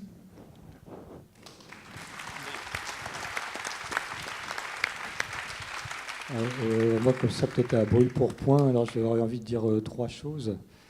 La première, c'est que quand on travaille énormément pendant des années pour essayer de trouver quelque chose, et puis un jour on trouve quelque chose. Alors dans notre métier de physicien, on essaie de trouver un modèle de physique, donc un objet mathématique en fait, qui s'applique à une observation qu'on fait. Donc typiquement les tourbillons ici ou les plis, on peut les décrire par des équations mathématiques. Et le jour où on trouve les bonnes maths qui s'appliquent à ça, ça fait un espèce d'énorme choc. C'est très bizarre. Moi, ça m'est arrivé, pareil, au milieu de la nuit. Un jour, je programmais des équations de tourbillons et j'ai appuyé sur un bouton et j'ai vu les tourbillons apparaître. C'était les mêmes que ceux qu'on voyait dans les embryons. Donc j'avais réussi à reproduire avec une équation, très simple en plus, dipôle, un phénomène qui est censé avoir 600 millions d'années à évoluer pour produire des poulets. Donc ça paraît bizarre. L'équation du bébé, ça fait peur. Bon. Et dans ces cas-là, il y a une sorte je sais pas, de beauté de l'univers qui se dégage. On a l'impression de toucher à quelque chose qui relie tout à tout, c'est-à-dire qui relie nous, les êtres humains, tels qu'on est là, aux lois de la physique des galaxies, et en fait c'est les mêmes, et que même les bébés, même les êtres vivants, exploitent, ou en tout cas sont forgés par ces mêmes lois, avec des spirales qui s'enroulent. Donc on voit une espèce de communion plutôt belle entre les choses. Ça, c'est la première chose. Et la deuxième chose, c'est un peu bizarre, c'est le caractère ironique. C'est-à-dire, moi, je travaille dans un milieu où on se prend quand même très au sérieux. On fait des trucs grandioses, des machines qui coûtent des milliards, qu'on met des années à construire, enfin, avec des commissions de spécialistes qui vous cartonnent tout le temps. Et puis finalement, vous découvrez que c'est l'anus qui rentre dans le trou pour tirer, et c'est ça qui fait les bébés. Donc ça a un côté un peu ironique. Et moi, ça m'interroge. Je me suis dit, mais est-ce qu'il y aurait quelque chose d'ironique dans le monde? Qu'est-ce que ça veut dire?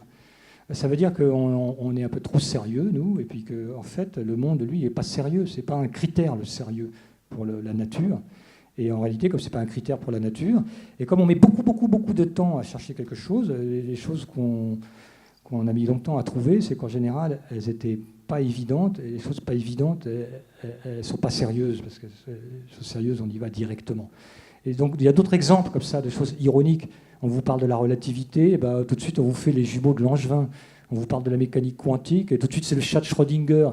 On vous parle de la gravitation, c'est paf, la pomme est tombée sur la tête de Newton. Donc, il y a toujours une espèce d'image, ou d'imagerie ironique des découvertes. Et je pense que ça, à mon avis, ça cache quelque chose. Voilà. Donc, ah oui, alors la troisième chose que je voulais dire, c'est le fait qu'on fait énormément, tous les jours on fait des découvertes qui sont toutes fausses, tous les jours. On en fait une par heure et ça s'avère faux l'heure d'après. Et de temps en temps, on fait une espèce de découverte et là, on sait tout de suite que c'est bon. Et la raison pour laquelle on sait tout de suite que c'est bon, c'est qu'au moment où vous faites cette découverte, paf, vous en faites immédiatement une deuxième. C'est ça, quelque chose d'assez surprenant, c'est que quand vous avez trouvé quelque chose que peut-être vous cherchiez, vous n'étiez pas loin d'avoir trouvé, et que vous avez trouvé la bonne chose, immédiatement, ça vous ouvre la porte pour quelque chose de très différent auquel vous n'aviez pas pensé. Et qui... Alors je vais vous donner un exemple. C'est que ces anneaux dont j'ai parlé, il y a des gens qui les avaient vus, il y a de la différenciation. Alors moi, je me suis parti, je vais chercher qu'est-ce que c'est ces anneaux. Donc j'ai fait des expériences très très compliquées d'imagerie, on nettoie les embryons, etc. pour voir les anneaux. Je dis, ah bah oui, ça correspond à de la différenciation, les cellules sont différentes dans les anneaux. Et quand vous regardez les photos, c'est 5 microns, 10 microns, 15 microns, 20 microns. C'est-à-dire il n'y a aucune raison pour qu'entre le centre et le bord d'un embryon, les plateaux de cellules varient de façon régulière. Puisqu'on vous dirait c'est aléatoire. Donc si c'était aléatoire, la génétique Vincent, aurait dû il faut pas évoluer au recommencer hasard. toute Et c'est votre pas au conférence, hasard. hein. Voilà. Il ne faut Bon, pas bah, je- recommencer toute votre Ouais, conférence. il ne faut pas nous lancer et nous dire de Bah oui, venir, je il n'y a sais pas à nous bien, je couper. sais bien, Voilà. mais moi Je aussi, passe je la suis parole frustrée à aussi en vous. Ado. Mais merci, bravo Vincent. Michel, Alors, je vais dire un mot moi aussi. Je ne vais pas parler de mes succès personnels et des joies que ça a pu avoir, que j'ai pu avoir dans les succès scientifiques, mais je voudrais parler de la joie collective que j'ai pu vivre à plusieurs occasions. Mais la dernière, bien sûr, c'était la fameuse découverte du boson de Higgs, où une communauté, on peut dire que c'est une découverte communale, si on peut dire, parce que c'est une communauté, un commun, qui s'est mis en place pendant 20 ans, de scientifiques venant du monde entier, 10 000 chercheurs du monde entier, organisés, auto-organisés, puisque c'est une communauté de scientifiques, on ne leur dit pas ce qu'il faut faire, ils s'auto-organisent. Ils sont quand même régulés par le CERN, qui est l'organisation internationale, et par les gouvernements qui suivent les avancées scientifiques autour de cette aventure qui a duré 30 ans. Et qui régule les désirs de la communauté, qui sont infinis, bien entendu, en termes de ressources. Donc moi, j'étais plutôt du côté des représentants des autorités, mais je me sentais faisant partie de cette aventure des chercheurs. D'ailleurs, les chercheurs me considéraient comme faisant partie de cette aventure, même si à ce moment-là, je présidais aux destinées du CERN à travers le conseil du CERN. Et j'ai eu la chance donc d'être président du conseil du CERN en 2010, au moment où le LHC démarrait, après 20 années de préparation, et de vivre la découverte du boson de Higgs le 4 juillet 2012. Donc c'est une date qui reste dans les mémoires des 10 000 personnes dont j'ai parlé. Et ça a été un moment de communion extraordinaire. Et tout ça pour dire que la joie peut être aussi collective, l'aventure peut être collective, c'est aussi une intelligence collective, parce que personne dans les 10 000 maîtrise tous les aspects de cette avancée. Et pour moi, c'est peut-être un modèle. Un modèle. On parle beaucoup maintenant d'économie collaborative, on parle de commun, on parle de biens publics mondiaux. La connaissance, c'est un bien public mondial. Et donc, j'essaie de voir dans quelle mesure, après cette fête-là de la découverte, ce modèle ne pourrait pas servir pour d'autres biens publics mondiaux, comme justement le climat, l'atmosphère, l'eau, la biodiversité. Et j'organise le 2 novembre un workshop entre le CERN et les Nations Unies à Genève pour discuter justement de ce thème-là. merci Michel, merci. Je suis catastrophée parce que tout ce que vous dites, mais alors leur passe, un tout petit, très court, Un mot, c'est ça. un petit mot du Moi, je viens philosophe. de vivre 1h03 formidable, puisque nous avons été incités et invités à penser et à admirer. Et donc, l'émotion qu'on vient de vivre, c'est la joie. C'est la joie, tout simplement. Oui, c'est un mot auquel je pensais, la joie. C'est joyeux. Vincent parlait de sérieux, moi je c'est la pensais joie. à la joie. Alors pourquoi la joie en fait parce que nous sommes surpris et que subitement nous mettons ensemble, modestement et avec humilité, des informations que nous n'arrivions pas à mettre ensemble. Ensuite, il y a un autre élément qu'il ne faut pas oublier, c'est qu'il y a une technologie impressionnante, puisque tous les chercheurs qui sont sur cette scène se reposent la question qui date depuis des millénaires, c'est d'où venons-nous et quelle est cette origine. Et on arrive à voir des choses en se rapprochant toujours un peu plus. Et c'est vrai que l'image, puisque nous avons eu beaucoup d'images, des images animées, participe aussi de cette émotion. Et enfin, le dernier point, c'est que nous avons reçu quelque chose. Effectivement, c'est une joie partagée. Par rapport à Archimède, qui disait son Eureka tout seul, nous avons un Eureka effectivement très collectif. Et c'est peut-être pas un hasard si on a des artistes et un public. Merci, merci. Alors, je vais aller voir où en est Codex. Et pendant ce temps-là, je vais demander à Maya Barou et Lucille Vignon de venir nous rejoindre parce qu'ils vont nous faire quelque chose pour se dire au revoir. Vous allez voir. Où en es-tu, Codex? Pardon. Eh bien, j'ai tenté d'illustrer un peu ce qu'on se disait. J'ai pensé bien évidemment à toutes ces analogies qui ont été dites. On est parti des supernovas pour faire des molécules. On est parti des anneaux des arbres pour parler des embryons. On est parti du très grand pour parler du très petit. Et du coup, ça m'a inspiré des choses assez hermétiques, on va dire, et puis historiques. Donc j'ai fait une sorte de portulan où, au lieu d'avoir mis les 4 vents, les 4 points cardinaux, j'ai mis les 4 acides aminés de l'ADN, l'adénine, la guanine, la cytosine et la thymine. Ah, bravo. Et donc j'ai fait une carte de constellation, mais bien évidemment ces constellations sont des molécules. Et ce qui m'intéressait aussi, c'est d'aller encore plus loin que juste la physique, c'est de passer à l'émotion. C'est-à-dire qu'effectivement, il y a toute une partie de nous qui est physique, qui vient de nos gènes, mais il y a toute une partie de nous qui n'est pas physique et qui vient aussi de nos gènes, et qui passe notamment par les hormones. Donc il y a 2 molécules naturelles et 2 molécules artificielles qui jouent sur ce qu'on peut voir, ressentir. Voilà. Et puis au milieu, j'ai mis une jolie tour de Babel, bien nombriliste, bien humaine, parce que quoi qu'on essaye de faire, on est toujours à notre environnement et à notre habitude à nous, donc notre petite bulle, où on voit notre petit soleil, notre petite lune, notre petite nuit, nos petits jours, qui sont nos horizons et qui sont bien petits comparés à l'univers et au point que nous représentons dans le temps.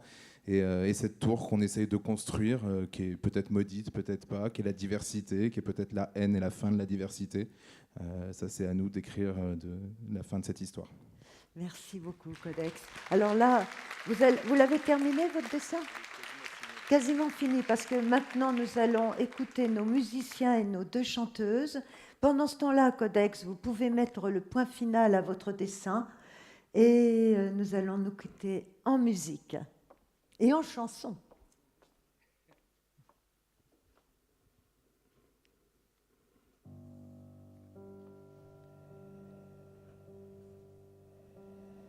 S'asseoir tous deux au bord du flot qui passe, le voir passer tous deux, s'il glisse un nuage en l'espace, le voir glisser à l'horizon s'il fume un toit de chaume, le voir fumer aux alentours si quelques fleurs en baume s'en embaumer.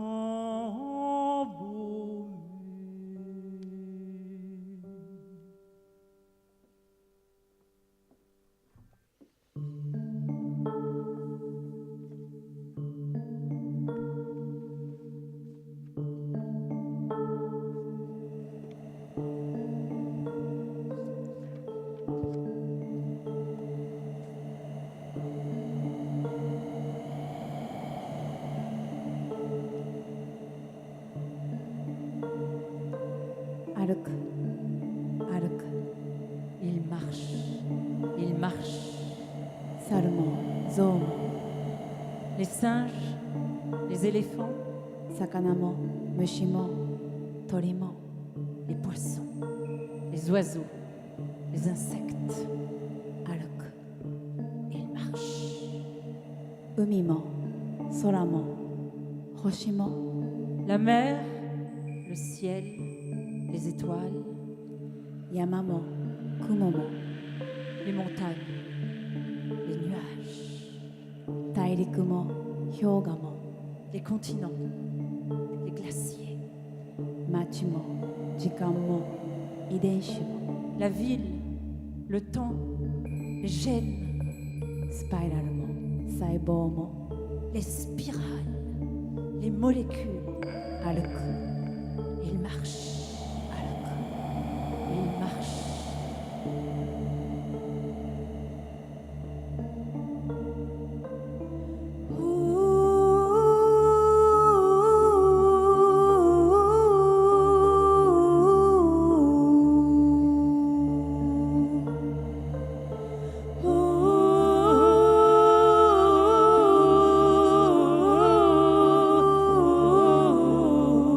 no.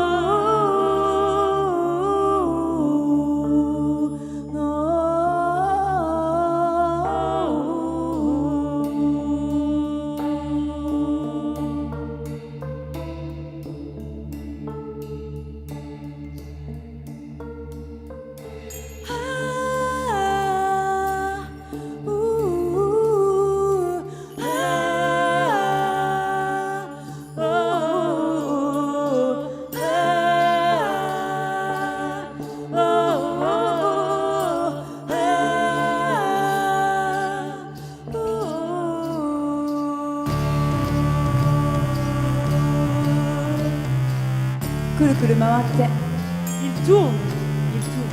座って立って Il s'assoit, il se met debout. 逆さになって飛んで Il saute, il se met à l'envers. 走る Il court, 走る il court, 走る il court, 走る il court, 走る il court.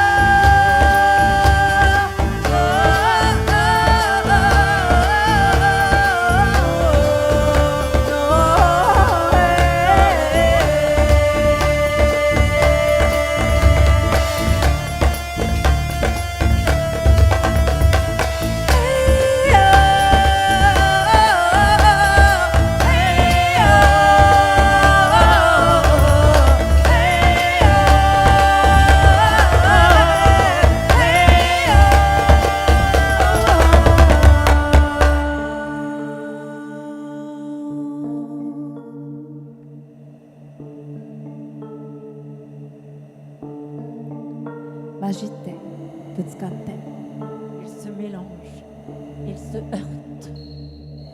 倒れて起き上がって Il tombe, il se relève 振り返ることもなく et sans jamais se retourner.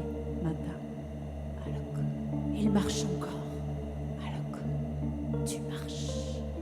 Alok, Alok, Alok.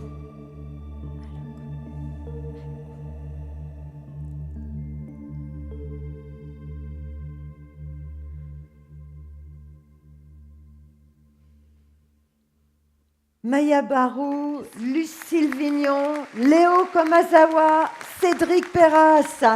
On les applaudit. Merci à vous les artistes, les musiciens qui ont joué ce jeu, mais alors avec un cœur que vous n'imaginez pas. Ils ne se connaissaient pas, ils ont voulu travailler ensemble, ils n'ont à peine vu les scientifiques avant, ils ont cherché à s'imaginer. Merci à vous tous. Vraiment, vous êtes formidables. Bravo à Marie-Odile Mongicourt, Pascal Merci, Signolet. Marie-Odile.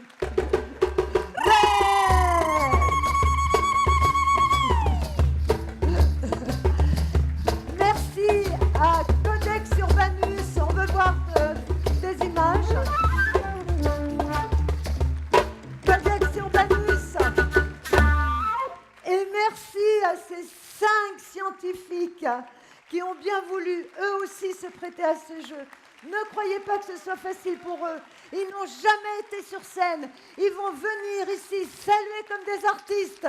Allez-y, messieurs, devant la scène, avec les artistes aussi devant. Devant. On les applaudit, on les bisse. Il faut les remercier, vraiment. Codex, viens avec nous, voilà.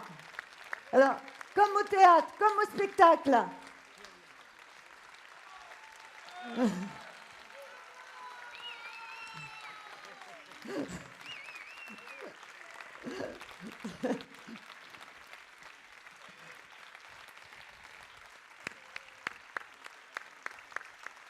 Vraiment bravo à tous, hein. Vraiment quelle...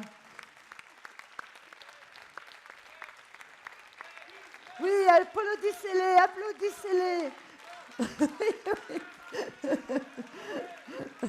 Un rappel, allez, on vient devant quand on rappelle. Quoi? Oh, d'accord, on recommence alors. On vous raconte une autre. Donc, tu peux finir ton histoire peut-être.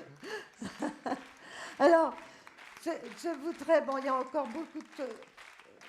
oui, qu'est-ce que je dois vous dire encore? Qui sont merveilleux, voilà, encore, on peut le redire.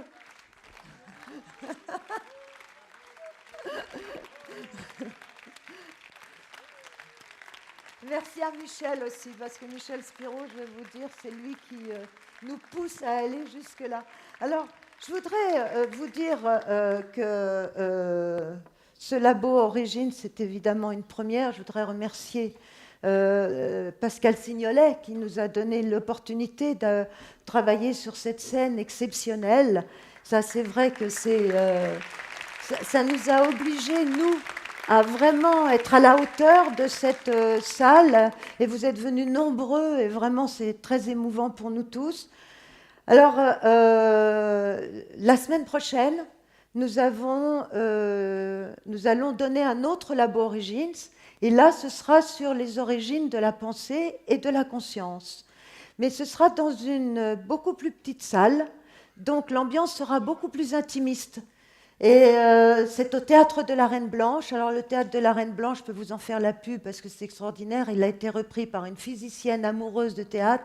Elle veut faire de ce théâtre, elle s'appelle Elisabeth Bouchot, et elle veut faire de ce théâtre un lieu de rencontre pour la science aussi. Donc ça c'est merveilleux. Il y a vraiment des choses qui sont en train de bouger entre l'art et la science. Donc la semaine prochaine, les origines de la pensée et de la conscience au Théâtre de la Reine Blanche à 20h. Et puis alors, on vous avait préparé quoi?